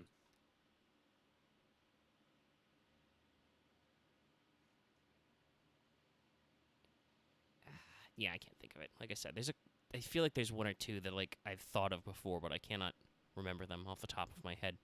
There's a lot of servants, y'all.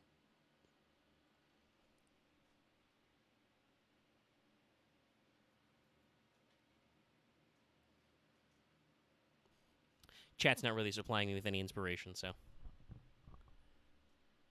They clearly don't have a strong opinion either way.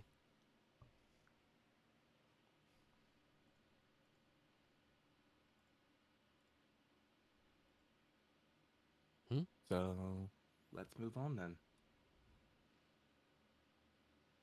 This last one comes from Agent 418 who says, "Hello, Lucky and Mega. Have a good weekend." Same to you. Alrighty. Okay. That's all of them, though. Double mailbag week. Oh, that means we've been streaming for about a couple hours. I have switched back to our intermission screen. I believe this is a great point. After, like I said, nearly been going for 2 hours. Take a little break. Give Lucky an opportunity to rest his voice for a sec. I'm gonna, get up, walk around, go to the bathroom. I highly recommend everybody who's been watching us live this whole time, you also take a second to get up, stretch, get some water. Make sure all of your limbs work correctly. And we'll be right back with you.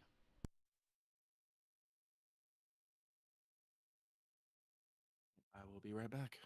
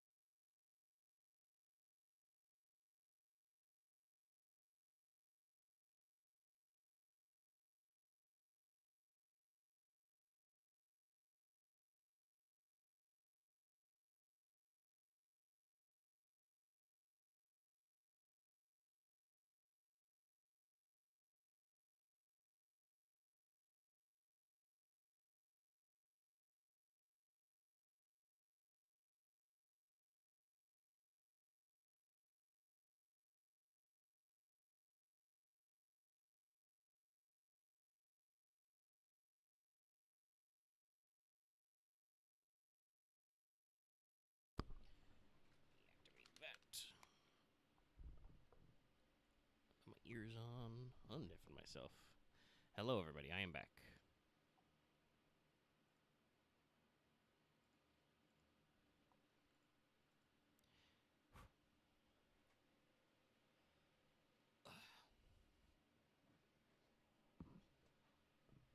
Why did you exclamation point dad legendary? It says the correct way.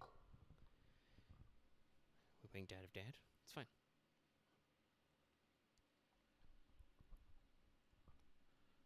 All right.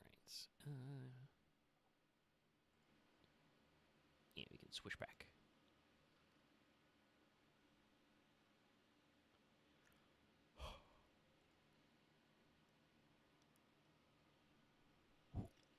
Sorry, yawned a little bit.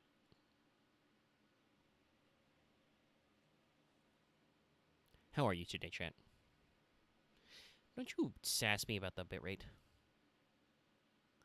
The audio is fine. We're going. I'm recording it. The audio is being streamed. Everything is fine, YouTube.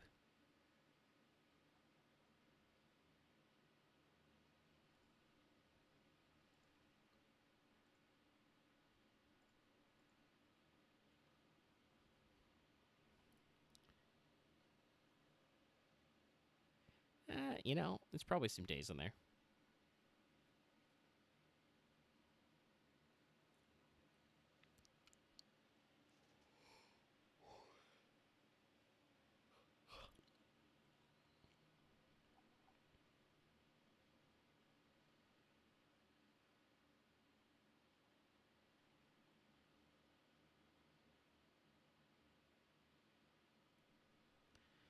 Oh my god.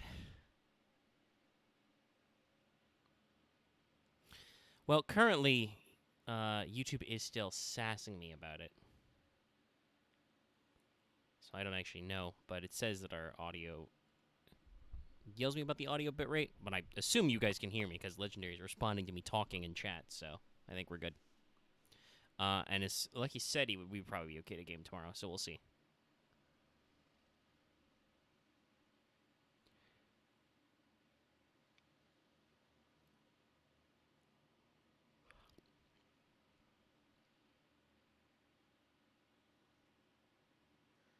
I would say probably volume-wise, obviously, Lucky is not very loud this show, but there are reasons for that.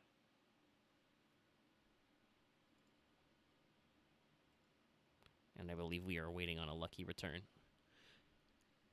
Ugh. Unless Lucky has muted his microphone, I don't know.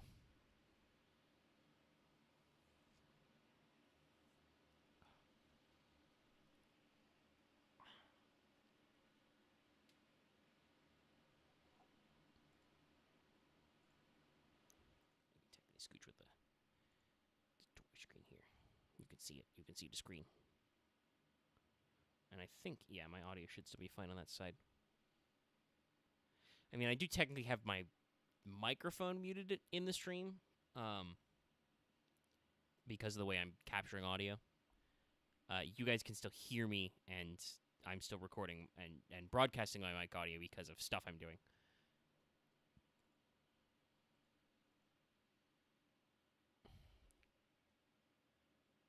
You were obsessed with PS5, Zax. None of the things you said about you needing a PS5 for lately, you've needed a PS5 for. Though, other than, like I said, I heard some people joke about on Twitter their PS4s being really loud. Oh, okay. Well, I guess if it is fucked. Okay, I'm back. All right, Lucky's back. I will unpause the audio proper, and I can remember what window to go into. There we go. There we go. Switch us back. There we go. All right, it's time for the stuff. Yeah, and in the sake of actually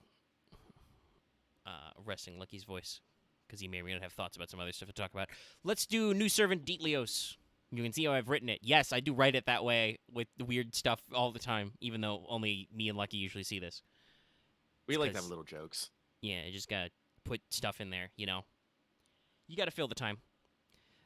Again, if you listen to Wanted, most of the jokes I write in Wanted, I write into the script when I'm making it. Very rarely do I do an improv joke, and those are usually the ones that suck the most. But we have a new Lancer, Britomart. I won't bore you with too much about Spencer, since the Fairy Queen is really long. It's really fucking long. It's an epic poem, but also it's really neat. Spencer wrote it during the Elizabethan age, but it does also have a lot of Arthurian stuff in there, so it's pretty neat. But yes, it's fucking long. It is an epic poem, so. I believe just the first one can be considered an epic poem, and then it goes on for like how many? I think there's 6 books. Yeah. Anyway, that's all you need to know. It's a poem in 6 books, so. It's a big boy. All right, so. Talking about Lancer Britomart.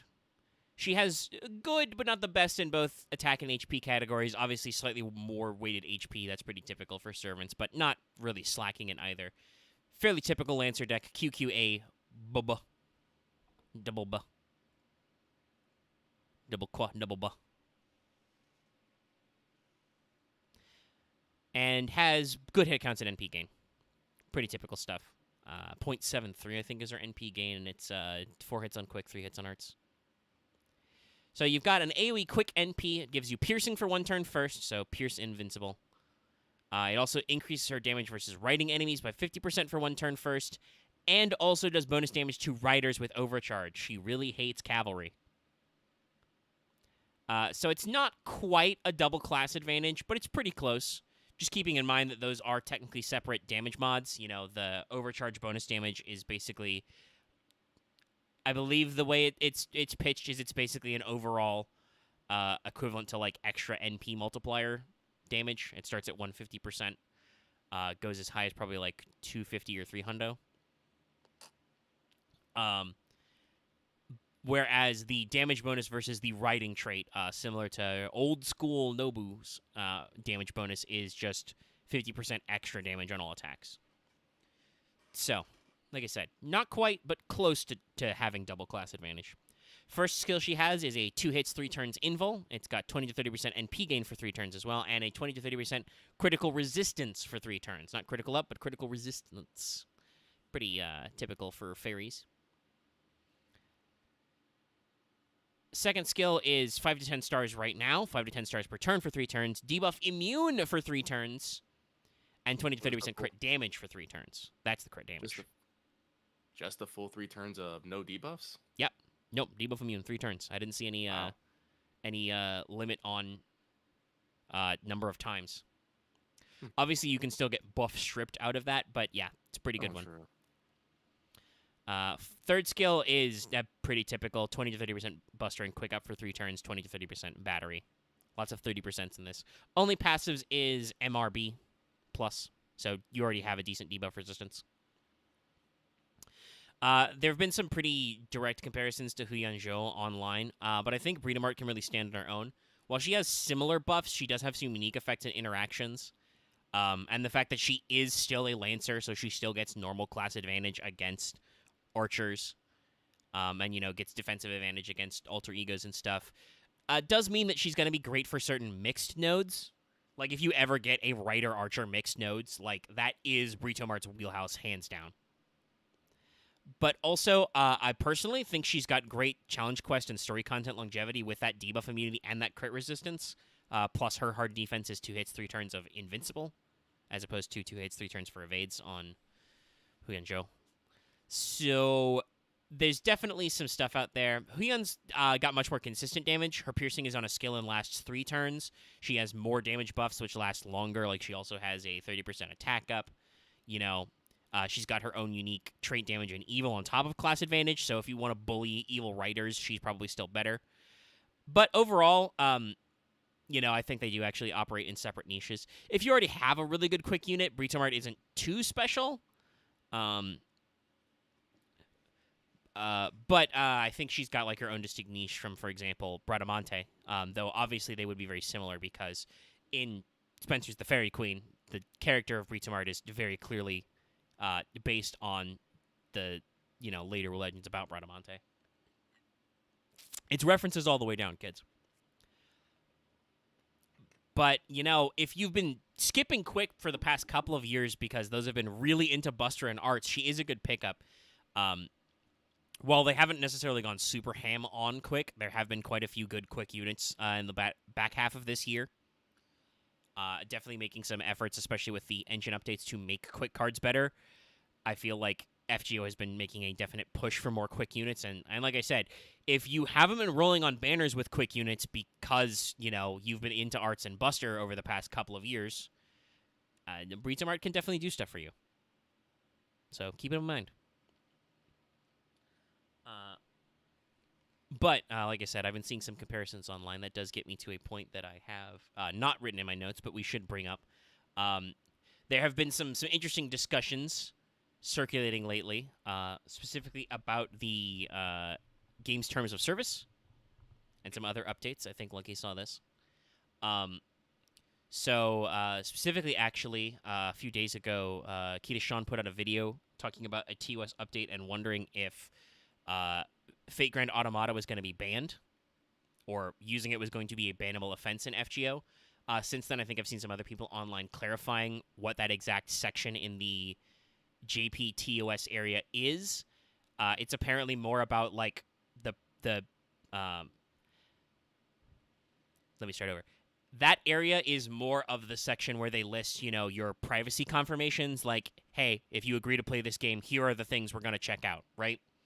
Mm-hmm. Which now includes a segment that they are going to now be tracking your tapping speed and locations. While that might be a lead up to if you are tapping quote unquote incorrectly, they might make that a bannable offense. It does not explicitly say that is that. Just that they are now explicitly monitoring how fast you are tapping and where you're tapping. So obviously, if them now actively tracking that makes you less certain about using FGA, that is your own opinion.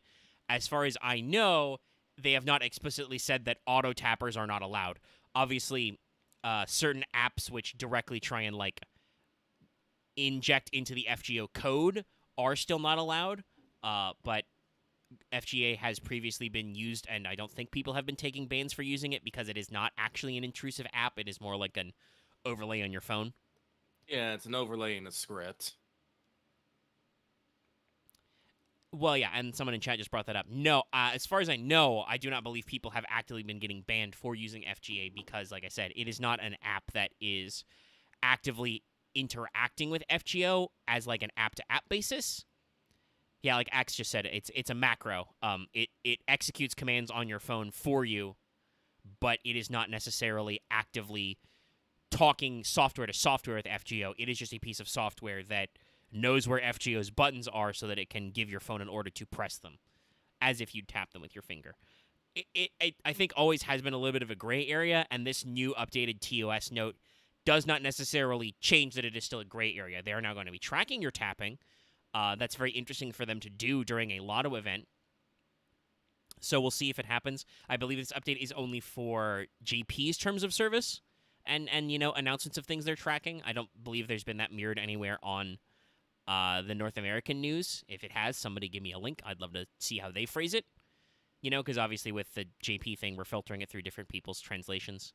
I think even Keita Sean has talked about how like somebody else pointed out to him and he looked it up. So like we're getting layers and layers filtered through. You can obviously find. Actually, I think you can still find the video online. I still saw it on our YouTube history. I know that he deleted the tweet about it because, like I said, some people clarified that there were some. It may not be a straight up bannable offense. They are just letting you know they are tracking your tapping. So if you are concerned about tapping too fast, they'll do that. Honestly, I think somebody said it in certain comments later.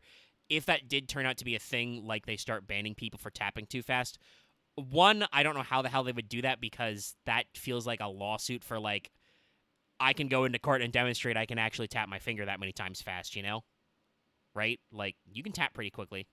I don't see how you'd want to, go on for that. They do say they're going to be tracking like how long you can sustain your tap speed, but still, like that sounds like that's got too much room for error and could result in some bans that are like kind of dumb.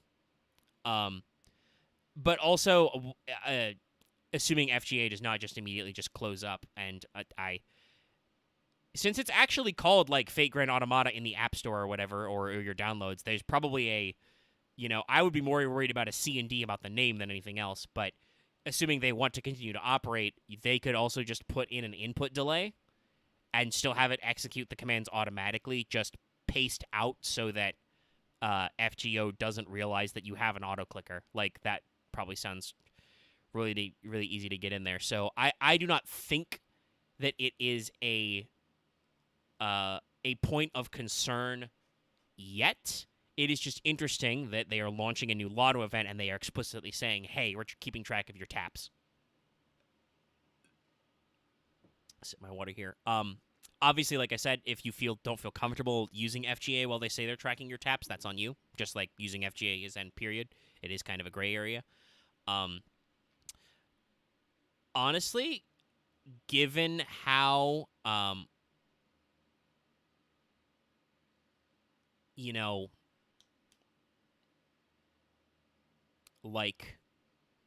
well, and actually, yeah, Axe just brought this up. Given how the devs have been pretty open about talking about, like, planned tech and, like, tech they are working on but haven't gotten in there. Thank you so much for your super chat, Ferris. Thank you.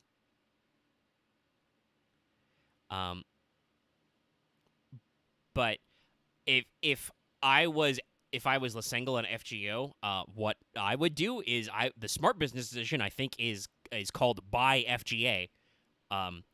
They are calling themselves Fate Grand Automata, so I think you've got a decent case there. And honestly, I don't know.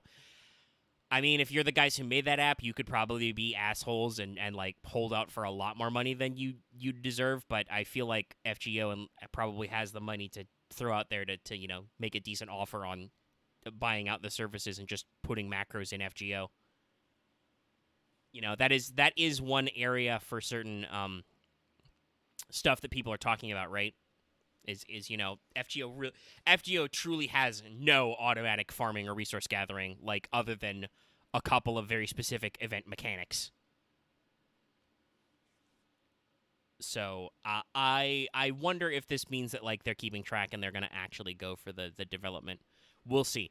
Like I said, they could decide if they're doing this research during a lotto event that people are using auto tappers and that's not okay for some reason. I don't really know what their mentality would be. Like I said, if it's just a macro, like people don't mind macros in these kinds of games usually, right? Like MMOs don't fight you about macros anymore. Well, no, not no. It's a bit of a gray area, but it's shoot. It's usually whether or not macros represent an unfair advantage in a game. True. Like if a macro would allow you to do something that you normally would not be able to do. Right. That's why like the auto tapper necessarily isn't something bad, because no matter how fast you tap, the game can only respond. The game can only respond so quickly. Yeah. Like there's still animation speed limits and stuff. Like even if you have a macro set up to push to activate all your skills and push randomized command cards or whatever, it still has to push those and animations have to play and etc. Yeah. Like I could see for lotto farming if like, because I think there is possibly an argument. I don't know how much I hold truck with it, but I would have to see how they would phrase. I think there could be an argument for using an auto opener for lottos is a advantage for players because that means that they can gather more materials. But it's still PvE, so it doesn't really matter in the long run. I mean, I can't be out here saying that they have no argument because I have talked about how in past years I do technically feel kind of bad sometimes when people tell me they opened like 500 lotto boxes even before FGA, and I'm just like, wow, what a soul-crushing number you've given me. I do not like that you've said that to me, you know? So, like, I can't say that there's no argument that, like, opening shitloads of boxes. But they definitely made it easier with the open 100 boxes at once. So, again, like I said, I don't know. It could be that they are into checking out how this tool is being used and want to see, what they're good at. So, we'll see. Like I said, I think the normal smart business decision would just be to buy out the tech, but as somebody said, sometimes Japan's companies are a little more finicky about how you do things. I feel like Type Moon has not been that. I think somebody said earlier in chat that, actually, I don't know. Lucky, you might have said this. I don't remember. It was like an hour ago. With Mahoyo, it's okay to stream the demo. Yes. So, like, the Type Moon angle, and it is only the demo, right? It's not the whole story, but still, they, at the very least, were like, yeah, no, you can stream it, so... in streaming, I know that a lot of people in our Discord have been following, FGO streams for HoloLive are back opened up, and Pekara has been going through FGO, like, for the first time ever, and that's, bringing us big energy, so, I don't know, maybe FGO's being a little looser with this stuff. We'll see what happens. There's a lot of money and a lot of business sense involved, and I don't think that like macros like FGA actually cost them any money, right? Because you still need the items in game to use your AP, so you are still limited by the resource economy in game. It's just that it lets you do something without necessarily actively looking at FGO, but I don't think that automatically being able to, spend all of your AP to clear the 40 AP farming free quest, right? You don't need to look at FGO. They're not like losing share of your brain space if you're tapping it because, hey, guess what, FGO? When I do that farming, I'm doing something else too. I very rarely farm FGO and do nothing else, I do it in my free time either while I'm in the middle of doing something else or like while I'm watching or reading something else, I don't know. Like I don't see what their bottom line cost is for macros like that. Again, like he said, if the macro can let you do something you're not supposed to do, maybe it's different, But basically, all of that bluster was for me to say, I see both sides of the argument. I don't think there's any reason to be concerned yet. As always, you must use your own judgment as a human being. I am not an expert, so you have to decide for yourself if you want to keep using FGA or not, or if you want to pick up FGA. I will at least point out there has been no update to this privacy policy or anything like that officially for NA, as far as I know. And while not the best country in the world at this, I do believe we do actually have some restrictions involving updates to your privacy policy. At the very least, I get enough emails so much as, PayPal sneezes at their end user agreements. So I'm sure FGO would have to let you know if they change that opinion. So we'll see. We'll see what's up. Lucky, you are an FGA user. Anything else you want to add on to that? Not necessarily. FGA for me is mostly a convenience thing, so I can take care of a very tedious problem and not have to think about it. Like I said, farming is very, very hard at times to maintain for a long time, especially with especially with laws and whatnot. Yeah. When it comes to regular story content, I don't think there's actually much need for FGA. No, you can only really do story. I mean, if you lose, you have to repeat them, but you can only really do story quests once. So, yeah. The main thing with FGA is like once you know the comp and you've got it solved in your head, you're just doing the same thing over and over again. FGO has a lot of tools to make that easier. So I don't, we'll see. We'll see what they do. We'll see what this is. It could just be like a research thing. Maybe they're going to come up with their own odd buttons. I don't know.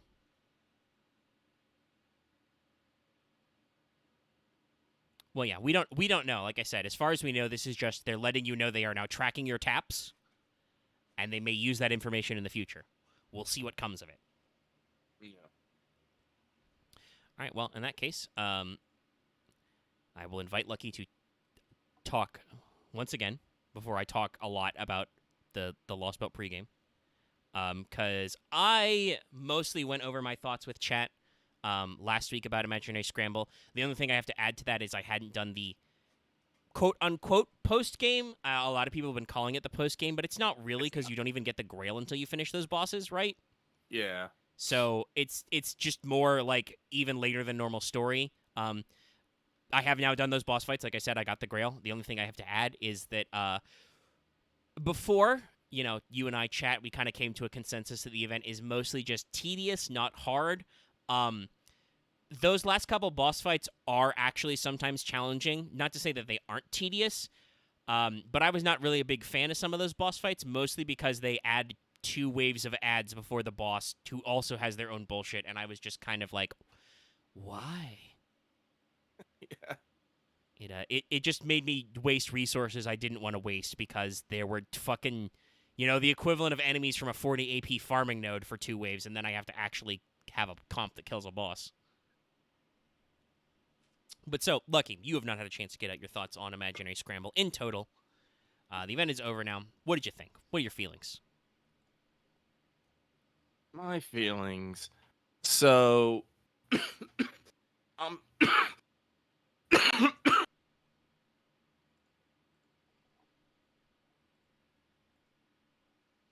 Take it easy. We're not in a hurry. Yeah. So, the first part, for the most part, enjoyed.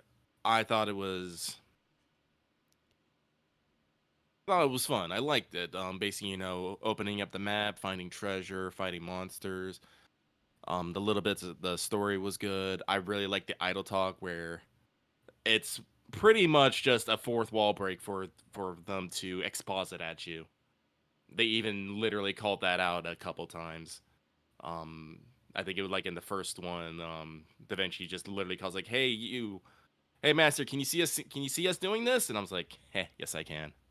Yeah, those were And fun. and then the second one, they're like, wait, maybe the whole entire reason we're having this scene right now is just so we can explain this. I'm just like, heck.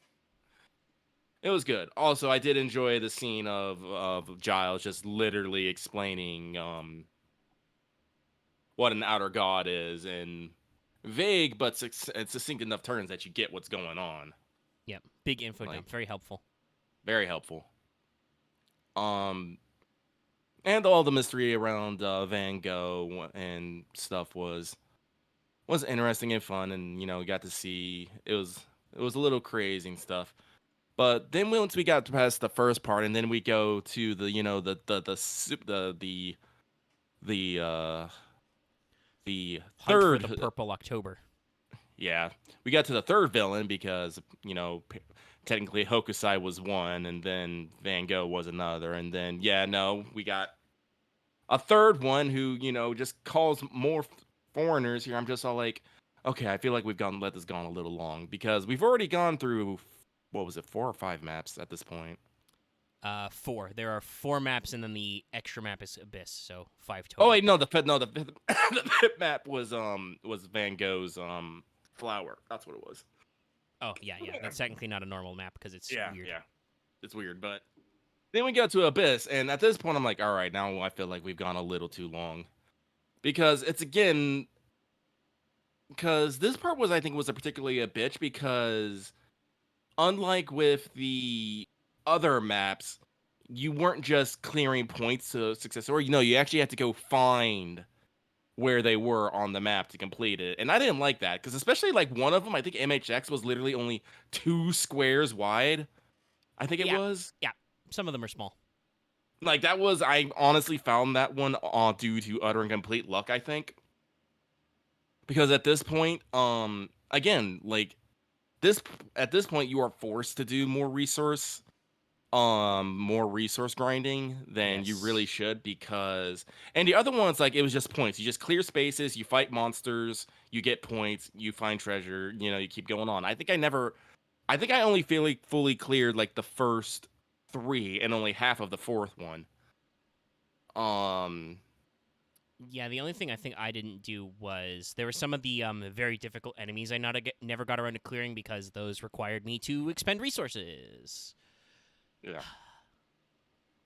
But when you're on that Abyss map, it's like throwing things everywhere. I didn't fight a single actual fucking monster on there. I just kept shooting around them, trying to mostly use like my favorite sonar was Sonar Hime, just because it was a nice square.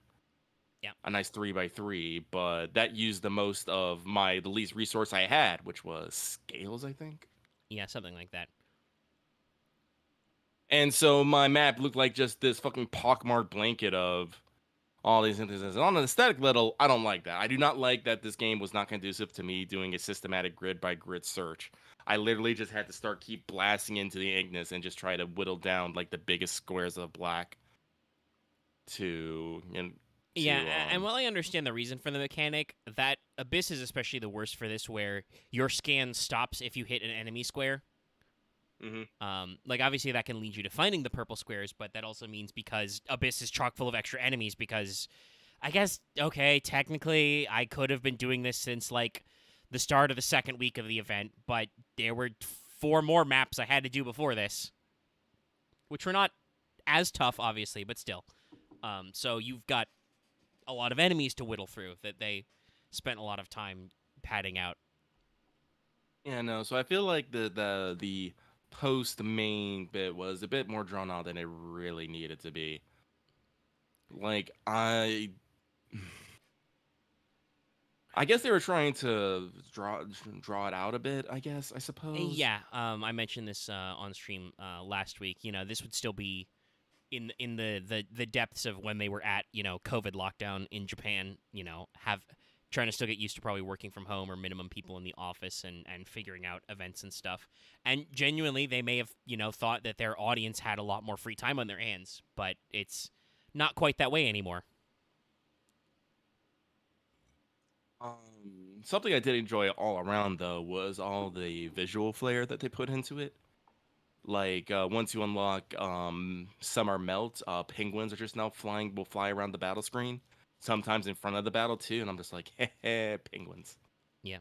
All the all the Foreigner Festival maps had those little extra touches on them. Like MHX had all those ad banners, just zooming around. Yeah.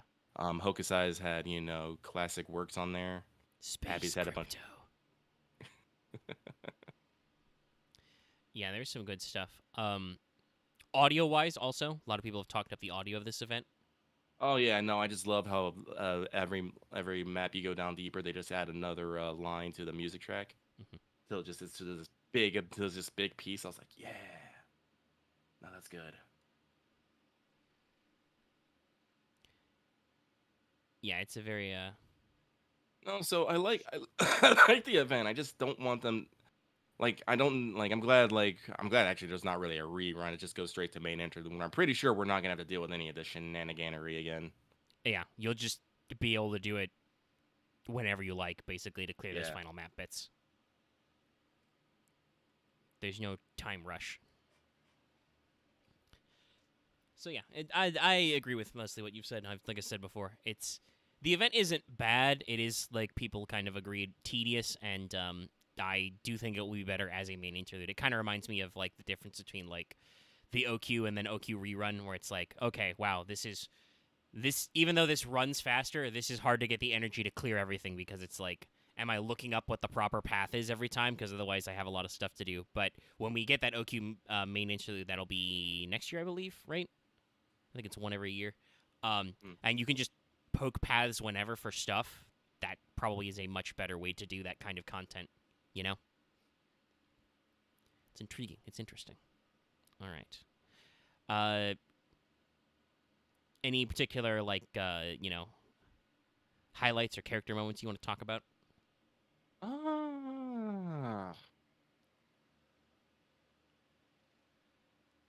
There were a couple of funny lines of dialogue from the master. I'm trying to remember. Like I said, I've done this. I kind of did this event kind of a haze, so I'm trying to remember. No, I understand. I know there were several good lines. I wonder if I actually did I take any screenshots of any particular ones? I do have that habit of if I just find something funny, I just will just push the screen capture button on my phone. Let me see if I did on that. Let's see here. Phone, gallery, screenshots. Oh, it doesn't look like too many. Yada yada's kind of funny. Yeah, no, the command spell just like bye bye spell blah blah blah. It's like we don't got time for this. I think the Go puns were handled pretty good. Yeah, no, the Van Goghs.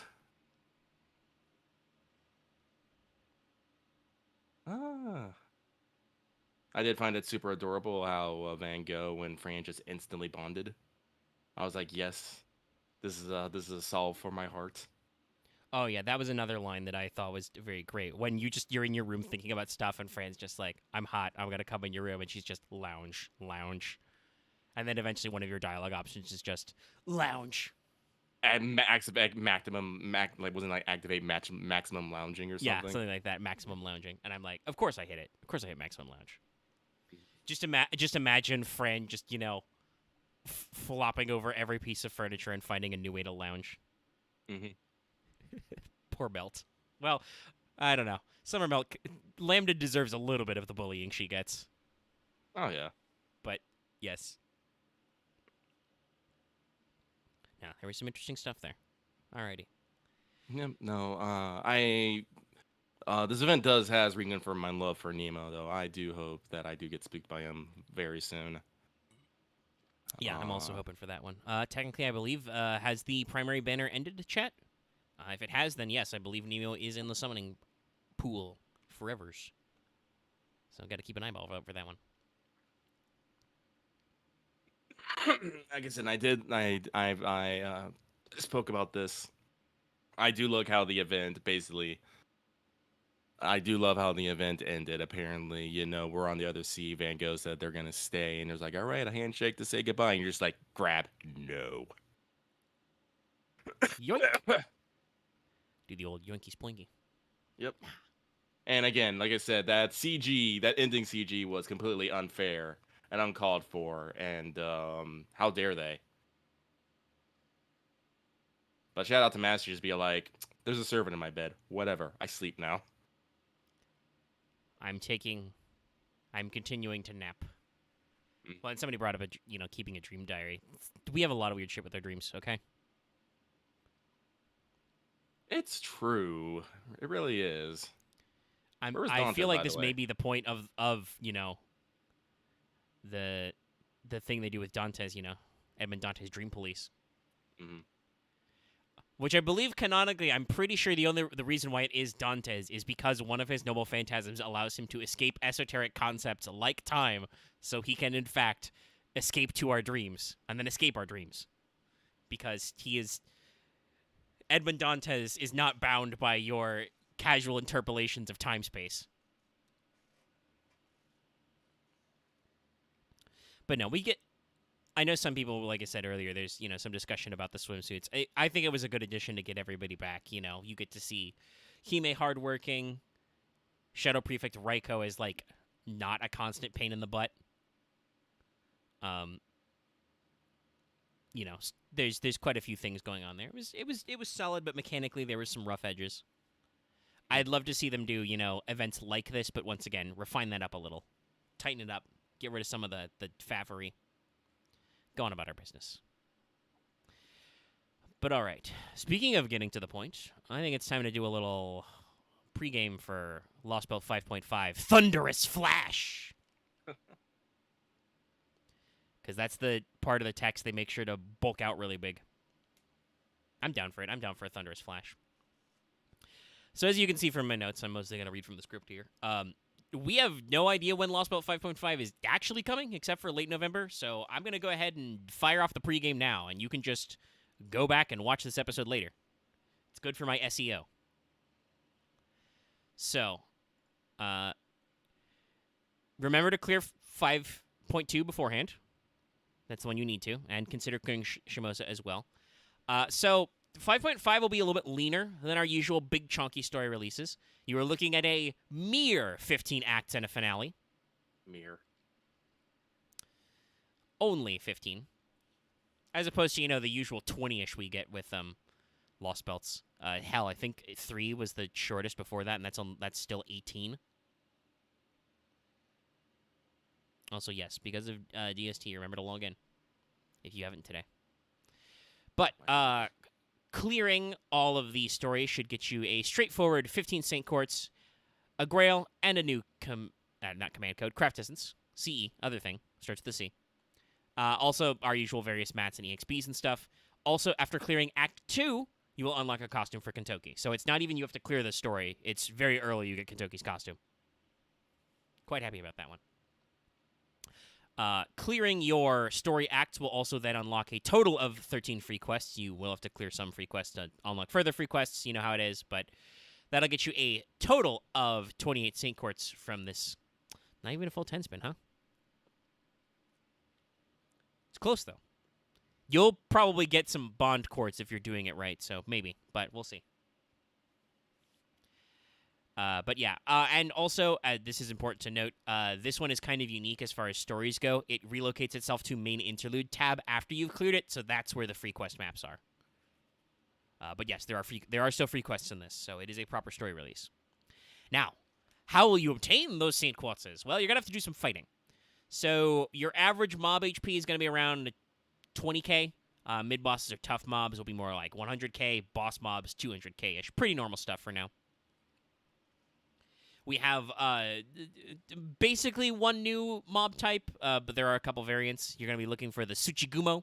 They are a Silver Lancer type enemy. They have an upgraded mid-boss version who is, bigger and chunkier. They drop the new Rainbow Threads or Rainbow Yarns, so that's the source of that one.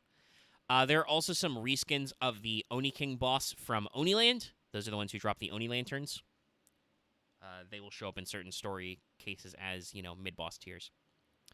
In terms of, returning mobs, expect to see not only a lot of Japan-themed mobs return, the Ghosts from Shimosa, Black Samurais, Nues, but also many classics, such as Soul Eaters, Oh, no. Dragon Tooth Warriors, Homunculi, Helter Skelters, and more. Thankfully, no chimeras. In general, expect lots of lancers, sabers, and assassins. There will also be a decent amount of berserkers, but most of your mobs are lancers, sabers, or assassins. Oh, and tree seeds are finally back, but they're alter egos now. So have fun with that one. With pretenders not being in the game yet. But yeah, so these alter egos. Now, there's also going to be some bosses. Actually, quite a few bosses. There's one thing you'll notice I haven't brought up. There are not a lot of no-story nodes or pips. Usually, like, once per act, the final one will have, like, no boss fight. But that's after, like, 2 or 3 pips of fighting. So it's a very, very decent combat to pure story ratio. And there are no nodes except the finale, which are oops, all story. So you will be doing a lot of fights, and there are a lot of bosses. Now, I won't be going some of our heavier spoilers. Obviously, you know, if you want to be completely blind, we had our spoiler warning earlier. Feel free to tune out now if you're, you know, averse to any of this stuff. But we hope that you'll come back later. We should get some form of time codes on this so you can skip around. But if you know the banners, you know, and you've seen the CM, you might know a little bit about this event. We are going into a little bit of a Holy Grail War type scenario, so expect some little team type battles. Expect to fight a couple of dudes at the same time. I will also tell you, in general, expect a lot of caster bosses. Your writers will get to flex. If you happen to have a writer Kentucky, he can have a fun time here. Oh, I should totally level him up. Oh yeah, yeah. Feed him some skills. Get him some stuff. Yeah, get his skills up. Yeah. Get him ready to juice, because he'll have some fun. Also, as usual for a Lost Belt type event, expect a lot of break bars. Usually, enemies will have HP hovering at around 100k per bar, but some of these HP bars will go as high as 450 or 600k in some cases. Why you like this game? Some enemies will be chunky, and as always, be careful about breaking bars. I will not be listing every little thing that happens when you break an HP bar. Just remember, stuff usually happens when you break HP bars. Be careful. That said, because there's only 15 chapters, I can go a little deeper than I usually do with some of these boss fights. So I'm going to, much like with Olympus, we're going to hit some of the highlights. So there's a boss fight right away in Act 2. You will only need to deplete the caster enemy's first HP bar in this case.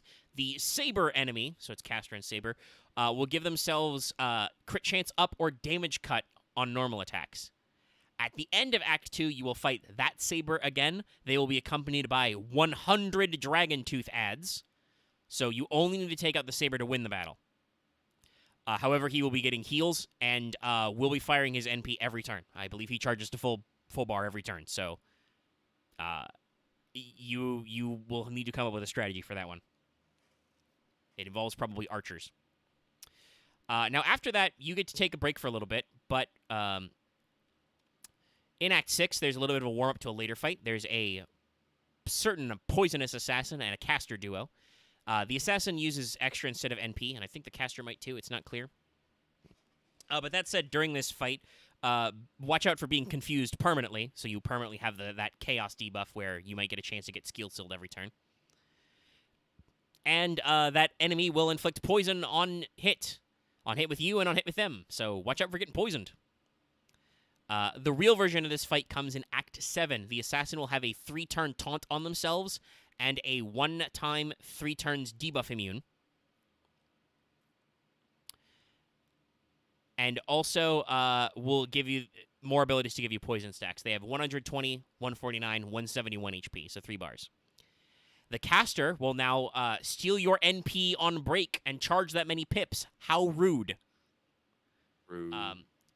They've got 94k and 117k HP, so only 2 break bars. There are, I don't even think this is a spoiler, again, she's in the CM. There's a few fights with like a 300k single HP bar Ibaraki hiding in here sometimes, usually with 3 times guts. Only 1 HP, but still 3 times guts, so watch out for those scattered in here.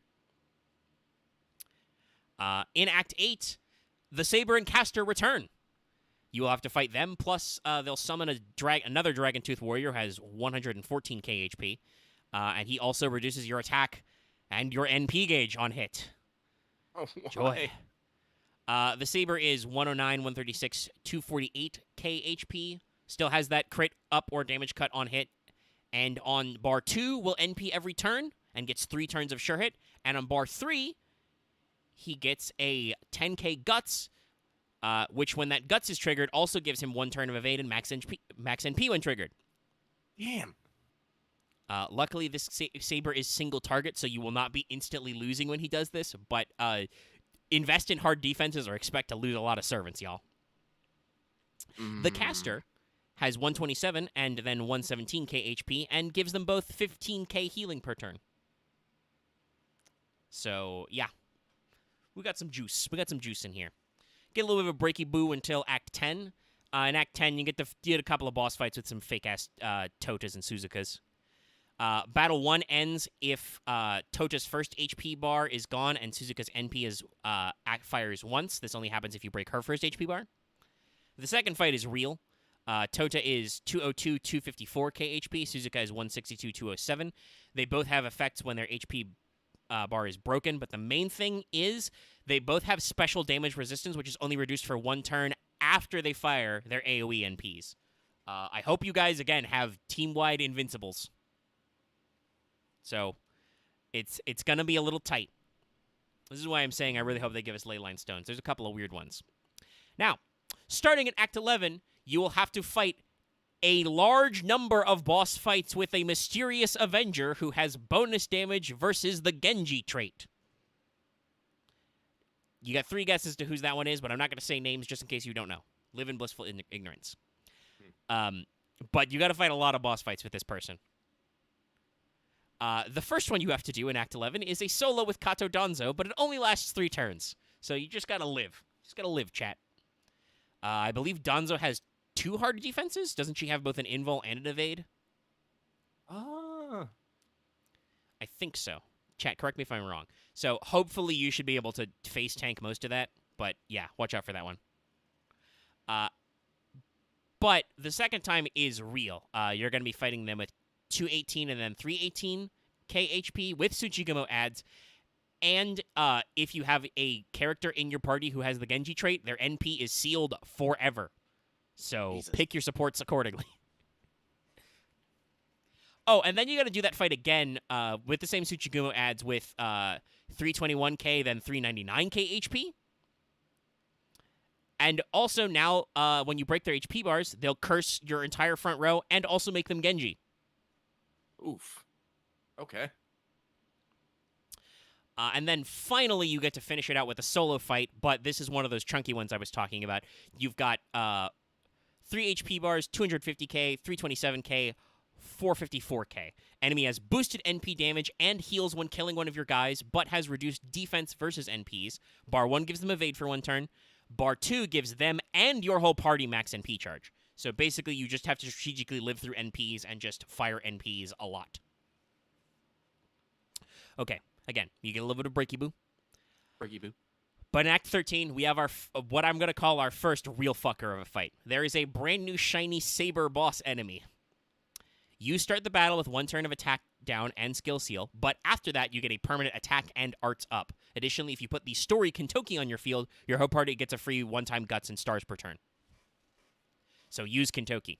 The enemy has 108, 296, 404k, and then 539k HP bars. Yes, that's 4 HP bars. So you only need to get this enemy down to their last HP bar. You don't have to get through that last 530k. The enemy has a permanent NP seal on themselves. And they have 4 1-hit, 5-turn invincibles, 1 for each card type, and then the 4th activates when they are critically hit or suffer an NP. If you break 2 of their HP bars in 5 turns, they're going to stop hiding their power level. They're going to get 200k max HP for each invul you haven't broken. Yes, that means if you don't break any of the invuls somehow, I don't think that's possible, but hypothetically they would get like 800k HP. Oh, Jesus. Luckily, again, that's basically not possible. You have to break some of the HP bars, but don't use all of one card type, okay, guys? Spread them out. They also get a permanent crit chance up, so Vary your card usage, and again, those are all 5 turns, so if you can stall for the full 5 turns, you don't need to worry about it. But yeah, this is, I think, one of the most interesting ideas of an enemy who actually gets harder if you try and beat them faster. Literal stop hiding their power level shit. And then, in Act 15, it's finally time for your scheduled clown punching. You've got 301, 351, and 603k HP. So big HP on that last HP bar. Your enemy will have increased resistance to NP damage and to criticals, but sheds these buffs as you breaks his bars. He'll charge an extra NP per turn on the last bar, but gets NP damage down permanently as well after 2 turns, but still. His NP damage goes down permanently. Your party will get big boy buffs to max HP, heal rate, attack, and all of them will start with 50% NP for free. I assume this means if you equip a CE that gives you 50%, you will start with 100%. Just keep in mind, remember, special resistance versus NP damage. But you will have to watch out for debuffs where Dickman will burn some of your command cards. If you use that card, that unit will lose 600 HP. And if you have 6 stacks of the burned card, they get a permanent trait of being cursed, which means they will be instantly killed when Doman fires his NP if they have that trait. Also, his NP is AoE, and it clears his own debuffs anytime. The cards that are bad are being marked by an animation. So watch out for cursing your team until they die. But you will have unique master skills for this. One of my favorite mechanics. Your first master skill will deal damage to an enemy and increase NP damage for your team for 1 turn. The second one will give you a 4k heal and removes 3 buffs from your party. I believe that should be helpful with the burnt command card part, but not the curse part. That's permanent. And then the last one is a 1-turn invul for everybody that also gives you a big infusion of crit stars. So, yeah, this is one of them big story fights. It's going to be a little hard, but you're going to get a lot of buffs, so be sure to use them.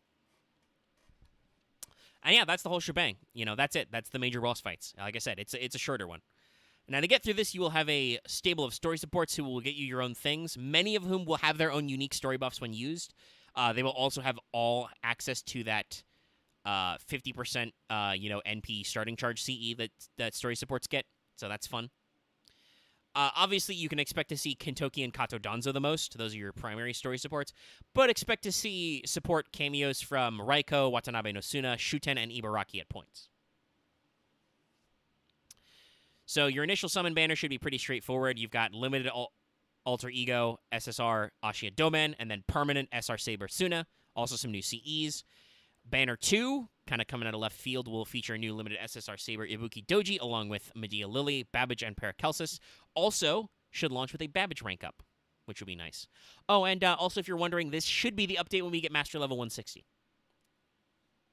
So if you've maxed out your Master Level, which I have not, I think I'm like 149, 148, something like that. I'm high, but not that high. But still, extra master missions. And, yeah, that should be it. Honestly, while some of these fights are certainly fuckers, and they certainly have their own mechanics, like I said, we should be getting infusions of leyline stones to hopefully give you basically free revives in some of these tougher fights. And some of them are pretty interesting. Like I said, it looks like they lean a lot into story buffs for this, so it should be quite fun. And, you know, you get a CE out of it, you get a Grail, you get the quartz. You'll get free quests so you can farm those new mats, which I'm sure people who are doing append skills and stuff will be very eager for. And you get to punch a clown. That's it. It's the literal climax. The climax is clown punching. And, of course, there will be many moments of funny story bits and other things going on there. You know, I haven't given you the whole shebang, so there's some fun stuff to be had, but that should prepare you for most of our serious boss encounters. Can't wait to see your funny comps and stuff. Show me your posts on our Discord. You know, we'll be alive. Remember, we have an NA spoiler channel. We also technically have a separate JP spoiler channel that I differentiated because with a lot of video games coming out, some people have been talking about avoidance in our normal spoiler channel, so I put the old spoiler channel in general, and I made a new spoiler channel for JP spoilers, for FGO. So that there's less differentiation there. I hope you were happy.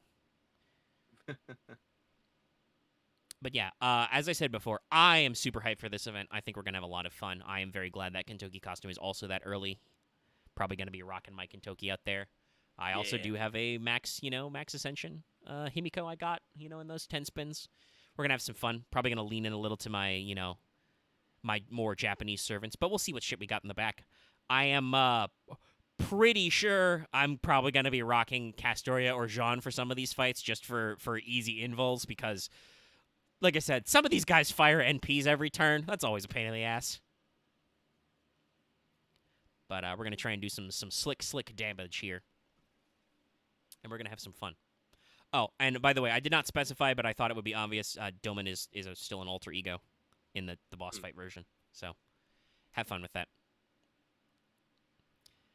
But yeah, that's Heianko. I'm just vibing, waiting for the English subtitles to that CM to come out, watching the Japanese version. The CM's really good, guys. Seriously, go watch it if you haven't. But we'll see when this one actually drops, because like I said, I do not know exactly when they're going to do it. As usual, we'll probably, even if it only 15 pit nodes, technically 16 because there's a finale, but there's no battles in that one.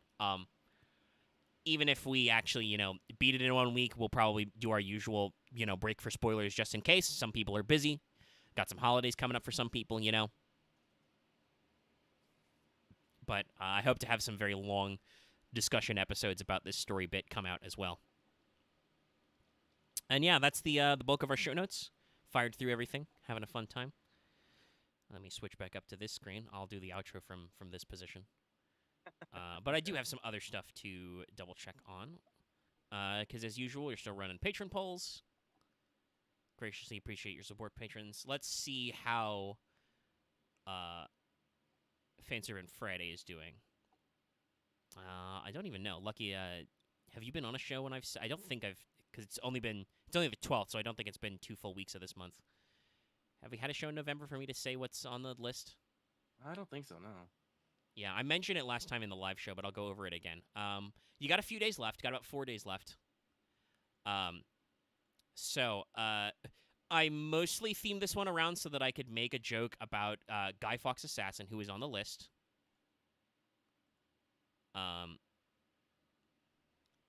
And he is currently tied with Doc Holliday. He was at 0 votes for a long time, even though I went out of my way to say I made the the 5th of November joke. But Doc Holliday Archer is also on there. He is currently tied with Guy Fawkes. We've also got Belgunis Assassin and Takeyashi Hime Caster. We've got a decent spread of votes, but the number of votes on the poll is a little smaller. I would say to go ahead and fire that up, and if it ends with a tie, Lucky will pick. Yeah. So we'll see what happens there. I do also have a fail portrayal poll for our Yu-Gi-Oh! Stream as well. I won't bore you with the details of that if you're just listening to that live. But if you're a patron, you can go check it out. That one's also not got a whole heckin' lot of votes, and you only have a few days left, so use your voting power now, patrons. Remember to go out and vote, just like real life.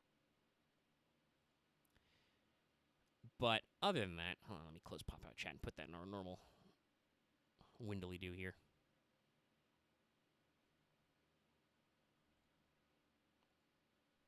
YouTube, are you okay? I closed the pop-out. There it is. Okay. There we go. I closed the pop-out chat, and then it took a while to reload. But yes, thank you for tuning in, everybody. We've managed to almost hit 3 hours, so good show length. Yay. Double mailbag and being live and stuff helped. We have, yeah, okay.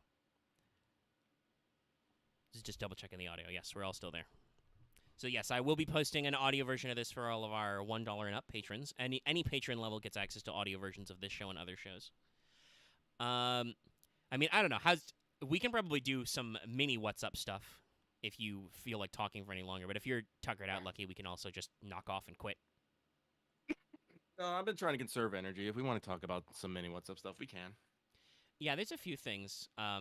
Obviously, I don't want to impose too much if you've got a big thing, but like I said, this Nikkei Goddess of Victory game has been blowing up a little bit since it launched, and I don't really know a lot about it other than that their artistic vibe seems to be Girls Frontline, but slightly hornier. Yeah. Well, the main developers behind it is Shift Up, which Yep. Probably is not necessarily a dev team in what I would say was main thing, but probably has been popping up for a little bit. because Shift Up, while they also do Destiny Child, they're also the main developers behind Stellar Blade, formerly Project Eve, and they're not necessarily afraid about showing off how horny on main they can be. Yep. D Child and Nikke both have very are I'm gonna say unabashedly be like, see this ass, see these tits. Let me just rub that in your face here a bit. Yes, a lot. As usual, the internet has been blowing up. I believe Nikke's been trending off and on for several days, Yes, it has. even as Twitter slowly melts. Nikke is interesting because if you actually look at this game, you can actually see that it actually has a very high production value put into it. Like I said, it's actually has 3 languages. It has an English voiceover, a Japanese voiceover, and a Korean voiceover. And looking through, unfortunately, you all should know me. I just immediately switched to the Japanese VO, but they do have quite a all-star cast. Um, in their VAs. In general, I think the fact that they have an English audio track at all for a phone gotcha game is impressive. Yeah. Like, I think the only other big one that does that is, I know, like, Fire Emblem Heroes does do that, but they have they use a lot of the same actors over and over again and have a smaller selection of voice lines. Genshin has an English track, I believe, but obviously they do a whole thing, so it's still fairly unique. Yeah, but lot of big name Japanese VAs in there. And this is one of the things that I've been excited about because Nikke Shift Up Destiny Child is one of those games that I went there for the waifuism, but I stayed for the story, and I'm hoping and Nikke is kind of turning out the same way. Whoever's on their writing staff, I think, is usually really, really good. Unfortunately, they do have a little bit of the spare Event Horizon kind of going on here. Things suck, and the game's not necessarily shy about saying things suck. But fortunately, as the commander, you can't be just 100% done with everything, and you frequently display that. It's something I actually I enjoy about the game. You're not in the best position in the world, but you snark where you can, and you tell people no when you can't. So it's very nice. The main thing I'm being concerned about right now is going to be their free premium currency rate. D-Child, once you start playing it for a while, you will just start raking it in, and you can just literally like have 100,000 of the premium currency just sitting back whenever you're doing. With Nikke, it's probably not as good, like especially with how rate-ups are going. But if I'm hoping that they'll use the formula that they did before and have something that's fairly free to play friendly. That is what I am. Yeah. I guess then my only question is, normally, if this was a regular What's Up, Lucky would probably be playing it on stream right now. Yeah, no, I'd have it up. Well, actually, I don't know. I haven't been actually able to put it on my BlueStacks, and I don't like streaming my phone anymore because the connection always is weird. Yeah, we would make an attempt at least to show you some gameplay. Yes. But so the only thing I'm curious about is what core gameplay loop is. I tried to get into Blue Archive. I played it a decent amount. I did some rolls, and I think the game is neat. And I do kind of like how, for instance, Blue Archive's thing is just being actually really relaxed and not asking freaky questions about why we're alone in a city full of only schoolgirls with guns. At least most of the time, as far as I got in the story. But the game didn't necessarily grip me enough to like keep playing it. What is Nikke's core gameplay loop then? Basically, it's a arcade shooter. I guess is the best way to put it. Basically, you can have up to five units of the various weapon types and uses, and they basically stay in a stationary area, and you have a cursor on screen. You move that cursor around, and if that cursor overlaps with a unit, they shoot. There are such limitations as certain weapons have certain ammo types, and those ammo types have limits. But like you can have your all-rounder assault rifle, good for up to mid-range and stuff. You have shotguns that do multiple hits, but have some damage drop off. You can have grenade launchers and rocket launchers, which can go very far and hit things in a group. You can also charge up their damage. Same with sniper rifles, except that's usually just one target. There's also submachine guns and mini guns.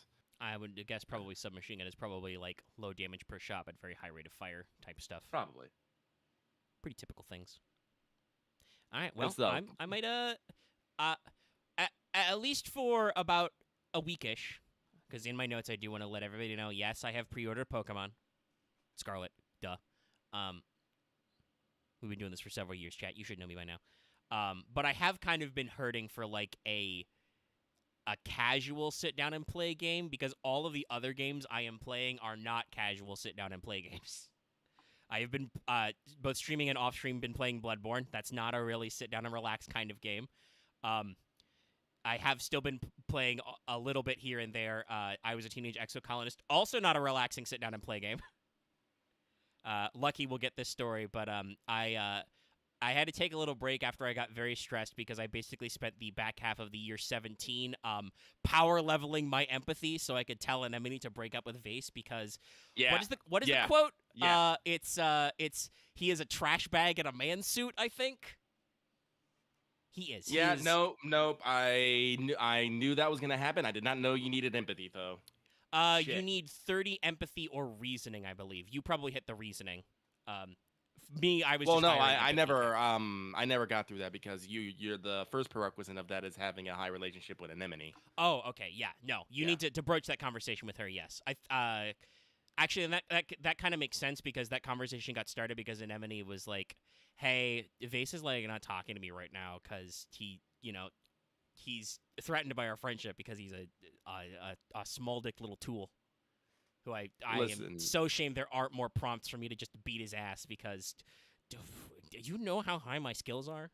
I have so much red right now. I'm not taking any shit. And I love that the flirt option is like, you could like, I just imagine you lead in and be like, Vase is right to worry about you and me.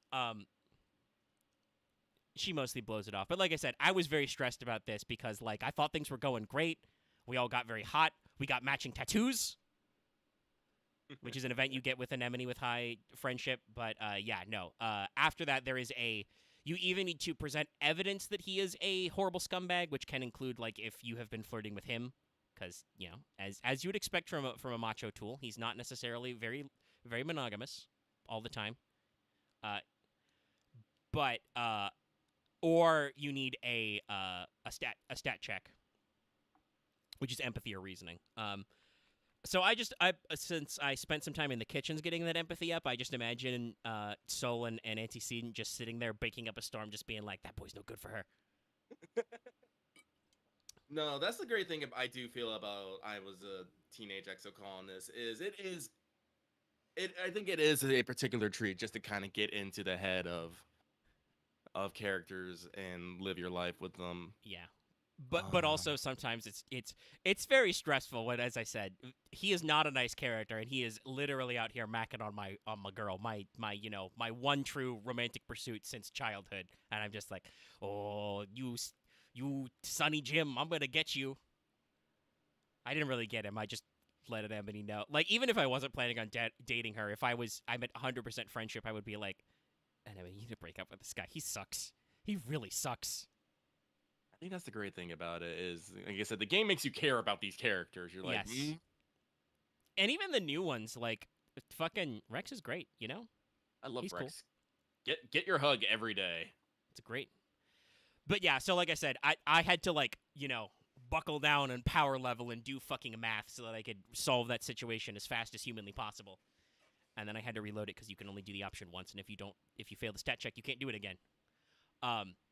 Luckily, you have 3 autosaves and manual saves. But yeah, so no. That game is a little stressful. So like I said, I've been needing a game to just casually play while I do other stuff. So I might take a look at Nikke and actually poke it and play it, see what it's like at the very least. But I have pre-ordered Pokemon. Hopefully that will come in a timely manner. I was slightly bamboozled with Amazon and God of War Ragnarok because they said it wasn't going to come right away, and it's not arrived day of.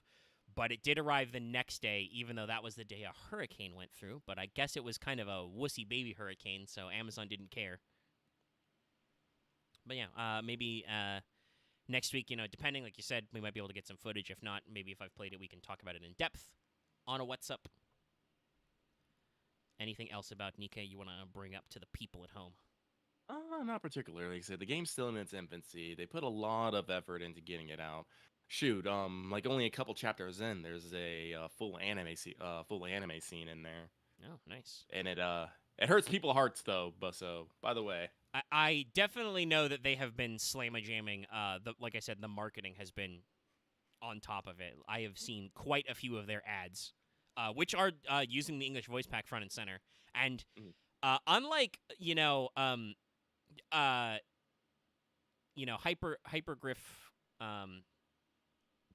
and stuff. The guys doing different games have had some cringier ads. Azure Lane has had some kind of dorky ads. So has Arknights. These are just gameplay footage, character designs, voice lines, like very straightforward, very direct. So that's kind of why I've been seeing it floating around, and I wanted to ask the questions, get the people out there. All right. Speaking of games though that I have been playing to relax, so. Some of you out there may notice, for some reason I still don't know about, a lot of VTubers have been playing Katamari Reroll lately. Not really sure why. The game came out in like 2020. It's a very simple Unity remake of the first game for like Switch and PS4 and Xbox and stuff. But it just so happens to be on sale on PlayStation Network for $7. So yes, I did buy Katamari Reroll. we were talking about it. Yeah, I mean, I still want a new Katamari game. I don't regret paying $7 for it, as opposed to Killzone Shadowfall, Killzone 4. This was a great $7, but I did basically all yesterday. I was waiting after writing show notes, I'm waiting to see if Lucky was good enough to film, and then when he said he didn't, I beat it all in one sitting. So. Oh jeez. Yeah, the original Katamari is very short. I think that goes on a list of games I could quote unquote speed run in a single stream. Because while I haven't played all the games, because Katamari has a very, very weird release pattern on what consoles it's on. Like, there was a Vita game, there was one of the games that was exclusive to Xbox, but I think got repackaged maybe for the PSP. And obviously, I think the chronologically last game they put out that was brand new was Katamari Forever on the PS3, which obviously I own and played the fuck out of, but can't play anymore because my PS3 is borked. So, I haven't played them all, but I would kind of consider myself a Katamari guy. Speaking of games that like relax you and zen out, huge fan of that game. Very unique soundtrack. Obviously the Katamari Overture is very famous for like how much its intro is just balls to the walls, weird, early 2000s Japan, cute shit. Looks like it's made on drugs, but obviously it's Japan, so there weren't any drugs involved, probably. But overall, the actual soundtrack is very poppy and jazzy. It's really good. Go listen to it if you haven't actually listened to the tracks. But yeah, that's definitely, I think, a game that I think I could bang out in a single stream session as like a weird one. And honestly, all it does is beating the game once is be like, man, Katamari's cool. I want some more Katamari. Bandai, give me some juice. Obviously, you're doing something with, like I said, letting a lot of, I know, the first generation of Hololive VN's been hitting it up a lot. So, like, I don't know if that's just because it was on sale. Is it a marketing push? I don't know. Is there announcements for, like, another Katamari, either a new game or a remaster? But I'm down to clown. And honestly, like I said, playing the original makes me miss some of the quality of life stuff they did in later games. I really miss the Prince Hop that was in Forever.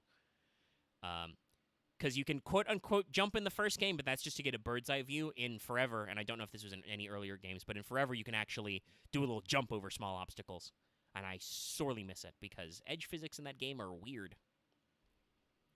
But yeah, I did blitz out Katamari Reroll, and lucky I got a lot of trophies out of it. Yeah, no! Well, not a lot, but every level clears a trophy, so... It's like 10 free trophies right there. Actually, it's more like 15, I think, because it's called the Constellations. Anyway. But I just have some, video game roundup news that Lucky and the chat may or may not have heard of. We can run through them really quick before we get on out of here. Okay. First of all, Remedy Games, makers of Control and Alan Wake, have entered a long-term partnership with 505 Games. Okay. So they are going to help them publish Alan Wake 2, which we know is coming. That's already been announced. But they confirmed Control 2. Okay. And an eventual Max Payne 1 and 2 remaster. or remake. A remaster, huh? Yeah, at the very least remaster. I think technically a remake. Yeah, I'm about to say, I think Max Payne probably would benefit best from an actual remake. It's been long enough. Yeah. So those are all very interesting. Big fan of Alan Wake, big fan of Control. Never got around to Max Payne. A little before my time in the age curve, but I've seen people play it, and I know that it's like bullet time mechanics were very influential. And obviously, I've seen the cutscenes in the Max Payne dialogue. It's got a really specific style, so it'll be very interesting to see that updated. Is it with maybe Max some new Payne engine under stuff. Rockstar though? Yes, Rockstar published it, but I don't. They published it. It may Who's that guy? maybe they only have the rights to the actual games because like Remedy did all the story work and stuff while they were under Rockstar, and it's their own guys doing like the screenshots and shit. So we'll see. So Remedy has got a pretty solid game plan for the next couple years. We will. Oh yeah, no, it says almost Remedy was the original developers, Yeah. but Rockstar was the publisher. yeah, okay. I believe it's the same guy who does the real life face cameos for Alan Wake is also Max Payne, and he's also one of the team members at Remedy. But yeah, I'm pretty sure we can say we're probably buckled in because we did stream Alan Wake Remastered to stream Alan Wake 2. Mhm. Something like that. We'll figure it out. But all good games to see out there. I don't think there's anything really crazy going to come for it, but I do want to let everybody know 13 Sentinels is going to have a 3rd anniversary stream in a couple of weeks. They're going to have some of the voice actors on. They're going to announce some merchant stuff. They've got some graphics. I am hopeful, as always, for just some general, other news about it because that game is really cool. I don't think it really can have, like, a sequel per se, but I don't know. You could do some other stuff with, like, the game mechanics. I do believe the PlayStation versions and the PC versions did get a free update to match some of the mechanical tweaks they did in the Switch version that came out. But in general, glad to see 13 Sentinels getting some rep. Go out and, buy that game if you hadn't. But the big one that I think chat should know about and, we should be talking about. PS Plus Extra for November. It's pretty crackled. It's a bit crackled, yes. These games will be going live on the 15th. So the extra list is they're going to add Chorus, a game we played before. Never finished because some of the boss fights were a little meh, but it's a solid game. Definitely could recommend it for being free. Elder Scrolls V Skyrim Special Edition. I don't know if that accounts for the anniversary stuff. I think it does because it is the PS5 version as well, so I'm not sure. Don't know how that shakes out. Gardens Between, never heard of that game. And now, our first set of big ones. You've got Kingdom Hearts HD 1.5 plus 2.5 Remix, Kingdom Hearts HD 2.8 Final Chapter Prologue, Kingdom Hearts 3, Kingdom Hearts Melody of Memory. So that's basically all of Kingdom Hearts that is playable on anything modern, right there for free in a big group. This is basically that's the set of games I played when I bought the Story So Far collection and played all of them before 3, and then obviously 3 as well. And also, just in general, I cannot recommend, especially at free, I cannot recommend Melody of Memory enough. A Kingdom Hearts rhythm game? Are you kidding me? It's crazy. Cracked. Absolutely bonkers. Check it out. It is a game I will randomly throw in my PS5 and just play because it's pretty cool. However, I do want to point out, this does also basically unlock something we've talked about, which is a possible Kingdom Hearts retrospective stream or series. I'm not going to say we're going to do that like tomorrow. We got a lot of games backlogged to get through. We still need to finish Plague's Tale. We're having a lot of interesting stuff going on there we can work on. And obviously, I know that you guys are keen for some Dad of Boy coverage. I am ready to play God of War Ragnarok as well. I'm vibing. Lucky's playing it. I'm not going to say literally right now because I don't know, but he is currently playing through the game. No, I am playing it literally right now. Yeah, it was a reasonable guess.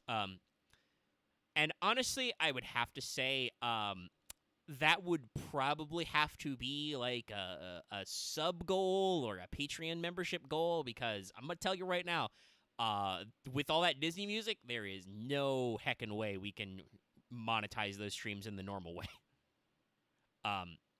So we might need to put a little extra spice on that. But that's something I know we've talked about before. We're both very fond of the Kingdom Hearts series, and specifically, you, Lucky, did not do what I did and like replay literally all the games before 3. So I think that could be an interesting one to do, and PlayStation making them all free makes it a lot easier to do. But we also still have some fun ones. As usual, some more Ubisoft games are getting added. That includes Tom Clancy's The Division 2, Tom Clancy's Ghost Recon Breakpoint, and Tom Clancy's Rainbow Six Siege. Oh, Siege has a PS5 version. I didn't even know. Also, Oddworld Soulstorm, the Enhanced Edition. So that was a PlayStation exclusive, timed exclusive that came out a little while ago. So they're just permanently adding it to the PS Plus collection. And also What Remains of Edith Finch, a story game. Those Tom Clancy ones are pretty interesting. So I know that you and I spent a little bit of time jamming out with the regular Division. But I never got around to buying Division 2, so I don't know, Lucky, how you'd feel about maybe going back and doing some of that stuff. I do own the Division 2, but like I said, it's not like the more I realize it's not necessarily a game for me. I'm well, I don't know, not on my own. Maybe if you wanted to play it together, maybe, but We could take a crack if you feel like it. I am definitely saving up all of my Get Lucky to Play a Game Together coins for Rainbow Six Siege, though. No, I am not going to attempt to subject Lucky to PvP. I know better. But Rainbow Six Siege is a first-person shooter that I have actually put a lot of time in, and I like. Big fan of the original Tom Clancy Rainbow Six novel. It does have a PvE mode, Terrorist Hunt, where you hunt AI guys. That I think could be funny, either as a series or like a one-off of us buddying up to, shoot terrorists in the face. And so, again, since it's free, it's just the download time. That is definitely something I would like to experiment with at least once. And we've had some fun with some co-oping games. Obviously, streamed Alien and stuff. Sometimes when I've not been feeling super well. So, it's out there. But also, if you are a PS Plus premium membership, you're also getting a fuck ton of Ratchet & Clank games. Yeah. You're looking at Ratchet & Clank, Ratchet & Clank 2, Ratchet & Clank Up Your Arsenal, Ratchet & Clank Deadlock, and Ratchet & Clank Future. So 5 new Ratchet & Clank games at your premium tier, lots of new games in your extra tier, including, obviously, like I said, I think very solid pickups with Skyrim. Once again, Skyrim's another amazing game that's been published a shitload. Also good to see that,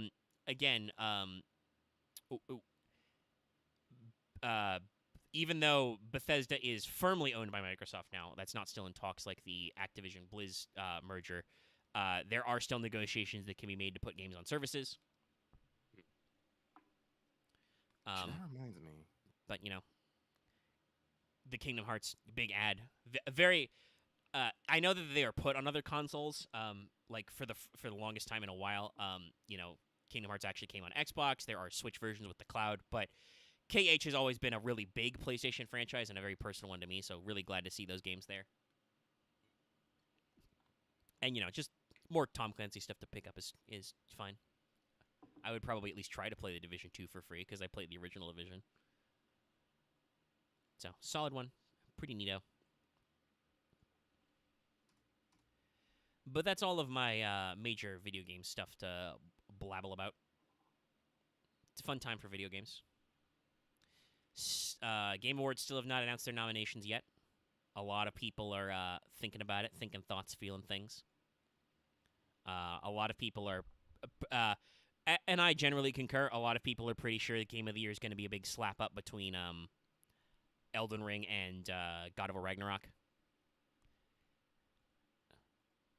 Elden Ring technically has a slightly higher Metacritic score, and obviously has been iterating on those games for many years. But God of War Ragnarok certainly has the recency bonus,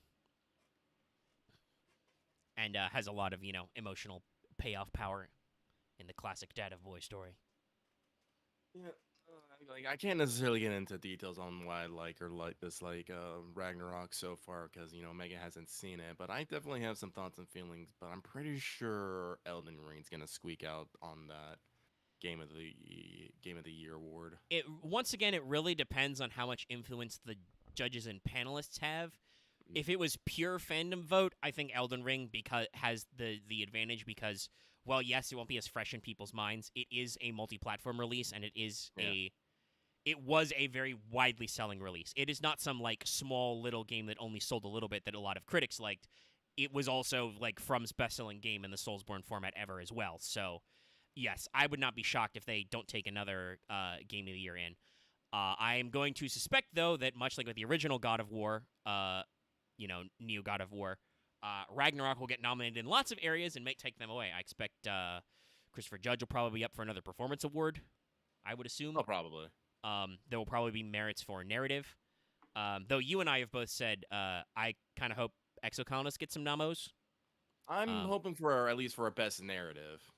Yes. Out of games this year that are new, I Was a Teenage Exocolonist does have a very high Metacritic score, funnily enough. So, like, if you're going by just purely what critics and users are thinking, it's up there for a new game this year. A lot of people have been talking about Vampire Survivors as a game that people really like for like their possible game of the year. It technically came out late last year, but it was after the submission period for whatchamacallit, Game Awards.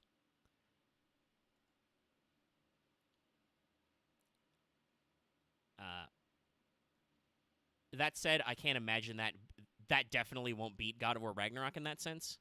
Like a lot of people Probably like not, it, but no. it's a PC and Xbox exclusive. So I think Elden Ring would also, again, just because Elden Ring is on more platforms, smackles people pretty good. But yeah, it's it's all really, really interesting times, good vibes. It's a great year for video games, and the year's not over. There's still a lot of stuff coming out. I don't know if it's necessarily going to be I would call it a great year for video games. Like, we've had a lot of retreading old ground with, like, remakes, remasters. Well, that is and true. whatnot. There are a lot of... That is the thing I talked about with Metacritic, right? There are a lot of games that scored highly but are technically re-releases. Like, hey, guess what? P5 Royal has a really good Metacritic score. It's also not a brand new game, and it should not be winning awards in this year because it is not new and has already won its awards. It's not really changed in the port, I think there's a lot of entries. There's a lot of like there's been a lot of what I want to say mid titles this year. Yes. I think in specific genres there have been a lot of good games that have come out this year, right? Like I've been playing Harvestella, and honestly, out of the recent flush of Square Enix titles, I do think it's like probably the best one. But God, Harvestella, like, I think that the biggest thing holding it back, and no offense to people who love their fucking Switch dearly, but it's being held back because it was developed for the Switch and the technical limitations behind the Switch. God, Lucky, this game I don't think you're offending anybody. Even people who love the Switch are like, my God, where's my Switch Pro? Like, there are a lot of limitations engine-wise and power-wise on the Switch, and people feel it. Like, Harvestella is actually like a really good game and has like a very interesting and story and some very good themes. But I feel like because it's basically locked to the Switch, it's like it suffers on a technical and graphical scale, which is a very big shame because I really do like Harvestella. Like, I do think it's actually, what is it reviewing? Now that I'm thinking about it. Yeah, I didn't see any initial releases when it came out. I don't know if Square didn't submit it for reviewers. Let's see here. It's got a 70 on Metacritic. Looks like 7 out of 10 on Steam. 72 on OpenCritic. Yeah. Let's see. A slightly above average title. Sounds about right. It definitely... Like I said, if you like certain genres of games, you've been eating well this year. Namely, do you like JRPGs? Do you like strategy games? Do you like JRPGs that are also strategy games? You have been eating well. The Tactics Ogre remaster came out. I saw the trailer for that, and I'm like, I want that too, but I don't want to. I want to slow my roll on video game purchases a little. Because December will also have a couple of big tentpole titles for me: Callisto Protocol and the Final Fantasy VII Crisis Core remaster.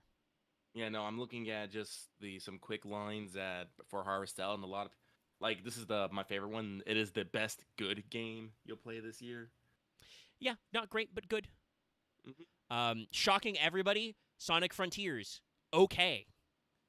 There was a lot of concern when Sega held back deadlines on reviews until like the day before the game came out, but it also emerged, I think, with a solid 70 overall score. It is also held back by technical problems in some areas, and I think there are some weird design decisions in general, but also, hey, it does this thing that sometimes people forget about with video games. I've heard people say that it is really fun. People like playing it. And that says a lot for games when people actually enjoy it. This is a conversation I've been having both off stream about stuff and also on mic while playing Bloodborne. Like, I think that From's games are really cool looking. They have really neat aesthetics. I love the lore building and the soundtrack and all that stuff. I actually don't mind kind of piecing together some of these vibes through like picking up items and talking to random people like 4 times with no indication when they're out of dialogue to do. But the thing that holds me back is that the quote-unquote challenge structure of the games is just not, it does not jazz really well with my anxiety and just my personal like beliefs about games and my dislike of like lack of progress, because you can totally lack progress in those games. If you get, jobbed out of your souls and you don't get them back, then you're like, oh, well, so that means I have technically lost certain amounts of playtime. And if I'm, doing that over and over again by clearing areas and trying to advance or clearing bosses, I lose a lot. I think I'm actually doing pretty okay. Everybody who is not Axe says I'm doing great at Bloodborne. Axe, I believe you threw out a very backhanded compliment when I finished the second stream about, you did, surprisingly okay or something. But I'm definitely not, like, bad at Bloodborne, per se. I don't think I have a lot of fun always playing Bloodborne, and when I do have fun, it's dumb stuff. Like, if you've been watching the streams, you know that I'm glued to the Kirk hammer. It is... I love the fact that it's a sword and also a hammer. It's so rad. But, like, those limitations are why I have not, like, bought literally every game those guys have come out with, Mm-hmm. Like, I'm still waiting for, like, Elden Ring to go on a fairly heavy sale. Because I'll buy video games if they're cheap. Like I said, I picked up Katamari Reroll for $7. I played it in a single night. I'm okay with that. I might. I know that I play very cautiously, but I don't really like to be slow either. We'll see. I feel like engine-wise, Elden Ring probably has the most improvements.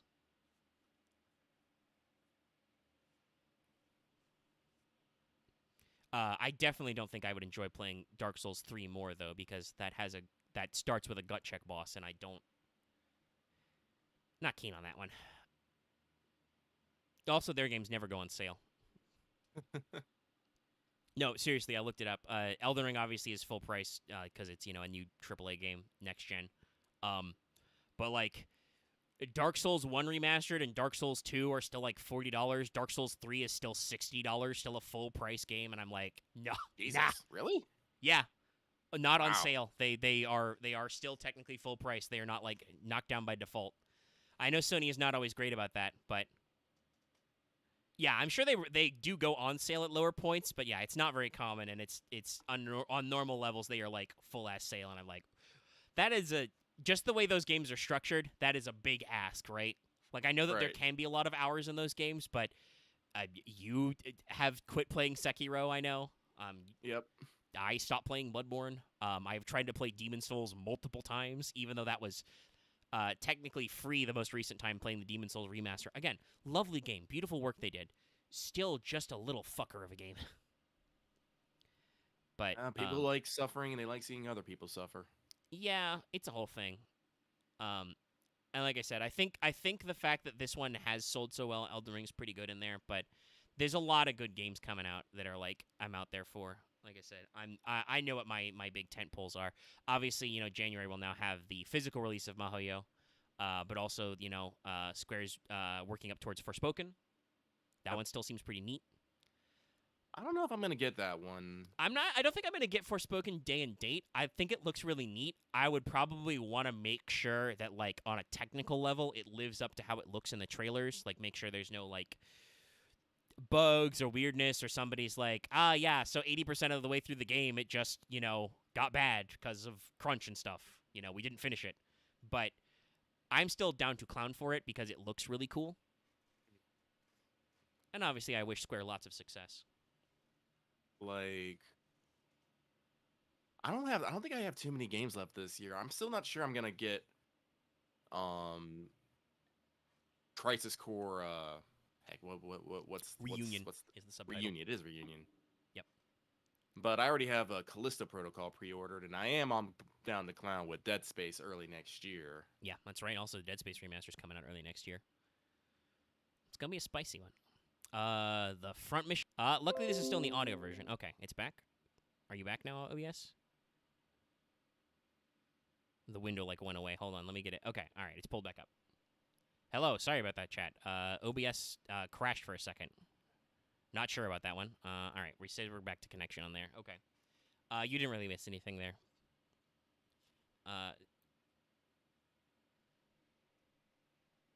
Yeah. The OBS did explode for a second. Sorry. I did figure that out, but you obviously couldn't hear me. But we're back now. We're back. Sorry about that. Just a little interruption. But yeah, no. What were you in the middle of saying? Sorry. Technical cut you off there. Oh no, I was just talking about how I have to be a little bit careful because I've been missing work, and I got to be careful with my right, yeah. my credit card and I whatnot. remember. I was gonna pivot that into if you want to help with Lucky's credit card bill, consider dropping us a line on Patreon, or throwing us a membership or a super chatto or something. Every little bit does help, though obviously it will not help in a speedy manner. It helps eventually. I do appreciate them, but but like I said, video games is going to be interesting. Like I said, with the video game awards coming out, it's also a good time for them to do video game announcements as well. And a bunch of recent interviews, Square Enix's Creators of the Business Unit 3 dropped a bunch of information and deets on Final Fantasy 16. I'm talking about how there should be a new trailer and their release date coming up soon. And honestly, looking at the video game awards, like I said, that's probably a prime time to drop it. So seems like a decent one. Yeah. We know, for instance, there was just another letter from the producer for 14. Yep. Talked about some upcoming stuff. Yep, New patch in 6.3. January, I think. Yes. We are gearing up. Got some interesting stuff there. They're going to add another, randomized dungeon. That reminds me, when can I do Palace of the Dead? What level do I have to be for that? I think you have to be in Heavensward for that. Damn, that's a shame, because Palace of the Dead seems kind of neat. We'll get there. We're doing stuff. We punched Titan last time. But yeah, lots of fun stuff, but that also sounds like, obviously, because a decent number of those guys are also working on 16, so, they've got their different, press releases and stuff. As usual, the Game Awards will probably be pretty cracked. I feel like a month ago, Jeff Keighley was yelling about the stuff that he has seen, because he's decently well-connected in the space. People like to throw a bone on some stuff, get their stuff thrown up on World Stage. Speaking of FromSoft, a lot of people are pretty sure they're going to announce, because From actually has a pretty good relationship with the Game Awards. Not only have they won some awards there, Sekiro did get Game of the Year one year when it came out, but they've also done some of their announcements there as well. I think that was the very first Elden Ring trailer was at the Game Awards, so a lot of people are expecting a either or on that new Armored Core announcement we know they did some hiring for, and or Elden Ring DLC, because there have been some big patches out there and some speculated DLC stuff. So you will hear from there. No words on whatever Kojima is doing right now. He's doing something with banners and stuff, but we'll see. We'll see what happens. I know that he actually knows Jeff Keighley directly. Obviously, Jeff Keighley was in Death Stranding. But yeah, there's lots of other opportunities that could come out there for, there's always good stuff to see. There's a bevy of awards to go through. And hopefully, people will have excuses not to be salty. But of course, they'll be salty about something. Oh, they're always salty about something. There'll be something to be mad at, some award snub, something. But hopefully, I believe that they said that they will announce the nominees in earlier mid-November. Obviously, it's the actual event is early December. So we'll be able to get some stuff in there. But yeah, there's a lot of fun video games. I'm down to clown with Callisto Protocol. Obviously, I'm very down to clown with I am definitely getting Crisis Core Reunion. Just because I really like 7, and I never got a chance to play Crisis Core because PSP. So there's a lot of fun stuff to be had there. And like I said, I am still scoping out at some point the Tactics O remaster, the Front Mission remaster as well. And I am on the hook for the new Pokemon game. But that does mean that I am also trying to space out my video game purchases because there's a lot of stuff happening in a very small amount of time here. And Lucky, you already started experiencing this basically because you started with like Star Ocean and Harvestella and stuff as well. Yeah. So I'm probably taking a little bit of a pass on those games, but definitely got a lot of stuff coming out. I think I was in the middle of mentioning it earlier, but I believe Best RPG is usually a category for the Game Awards. That's going to be a slobber knocker this year. Yeah, we actually had a long discussion about how the RPG segment actually needs to be split into like 2 sections now. Yeah, probably, and there are purists who will argue that an action RPG is different from an RPG and stuff. They can at least get a pass because I think they usually. Well, it's funny because there have been so few strategy games for a lot of years that the Video Game Awards is technically best strategy and or simulation game. True. There have been many, many jokes about that over the years. I suspect that's probably going to lean heavier on strategy this year, though Victoria 3 could end up in there. Vicky 3 did come out this year, though to some mixed responses. Critics really liked it, but the general community was a little mid on it. It's a little buggy. Like a lot of Paradox releases, it's got some shit to iron out. But yeah, if you go for just RPG, that's a lot of stuff. We had some back and forth. Is God of War an RPG? Yeah, kinda. You do equip stuff and get stronger. I believe Monster Hunter World was categorized as an RPG, and that's like technically you don't get stronger, but you kill more monsters and get better loot to get better. So you kind of level up. It's got some role-playing-esque mechanics. So it's going to be pretty varied. It'll be interesting to see. And, of course, we will probably be doing a whole-ass show at some point about what the nominees are, and then a whole-ass show after it comes out where we can yell about the votes and how wrong they were. Everybody, take your bets now. Will Last of Us Part 1 be on any award categories? Because I feel a lot like that game was made to farm, awards and stuff, because Last of Us Part 2 won some stuff. Aloth, you're just not fast enough on the draw. I'm always beating you to jokes. Gotta be faster on your feet. Oh, we got some people willing to bet on it. But yeah, we've managed to make this go for almost 4 hours like a What's Up. We did lose a few viewers after we stopped, but you got us the extra content. You got some lucky this week. You went some extra lucky. I finally remember that I was planning on inviting Lucky, and I invited him to sit in on Bloodborne. I wasn't very there, though. That's okay. Sometimes I wasn't very there. Sometimes there's not a lot to say during Bloodborne. You just gotta do stuff.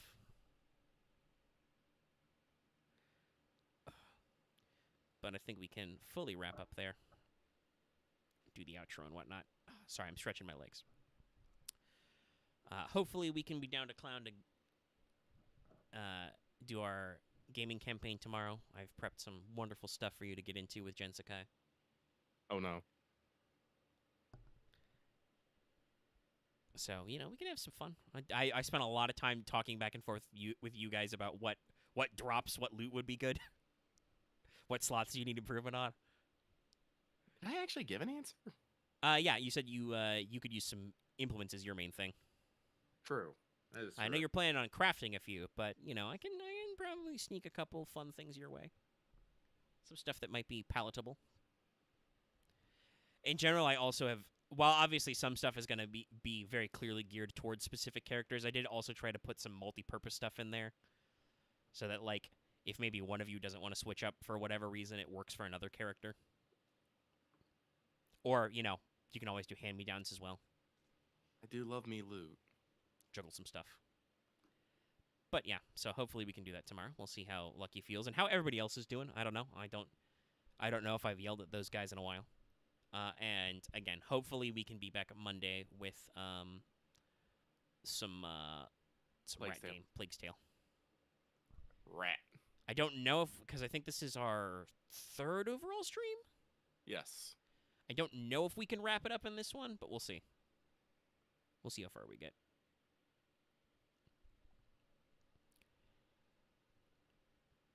And then other future stuff, stay tuned for streams, shows, etc. Be sure to yell about lots of other stuff. Keep your ear on the ground. And, yeah, I don't really have anything else to say. Lucky, anything else you want to tell the people? No, I think I'm good. Okay. Let us wrap up then. Obviously, if you're watching this video on YouTube, be sure to give us a like if you like this video. Go ahead and click that little light. It's good for the algorithm. Comments are also good for the algorithm. And like I said, I've asked you some questions. Let us know about your thoughts on stuff. Are you down to clown with a Mahoyo, demo stream or something? Shit like that. How do you feel about various things going on? Are you actually upset about no quote-unquote new banners for the rest of the year? Let me know how you feel about that one. I don't feel like I got a great read on it. I'm kind of cool with, being able to save and not have to freak out every time a new banner happens. You can also join our Discord, link in the description. Jump in our, various channels for stuff, talk about things. Games, animes, movies, music, whatever. Obviously, lots of FGO. If you're new here and haven't already, please subscribe to our channel. We'll get those sub numbers up. We'll think of fun things to do when we hit those milestones. And, of course, you can consider joining our channel membership, as displayed by some of our people in the live chat. You can get access to membership badges and emotes. It's a fun time. Help support us. And like I said at the front of the show, consider supporting us on Patreon. You can get access to episodes early in audio format for as little as $1 a month, or approximately $10 a year. At higher levels, you get access to other shit, like those polls I mentioned. And it does, help support us, help pad out our monthly costs and stuff. So it's a good time for everybody. You get something, we get something. It's great. And with that, that has, been Let's Talk FGO for this week with a little bit of the What's Up type stuff at the end. We hope to see you guys next week. Hopefully we can, properly split the show into 2 shows. If only just so I can make you give me more watch time. But with that evil little gremlin chuckle, I will bid you adieu this fair evening. Have a good day, everybody. We hope to see you back for more content in the upcoming week. And we're going to wait with bated breath for that Heian-kyo announcement. Goodbye, everybody. Have a good evening.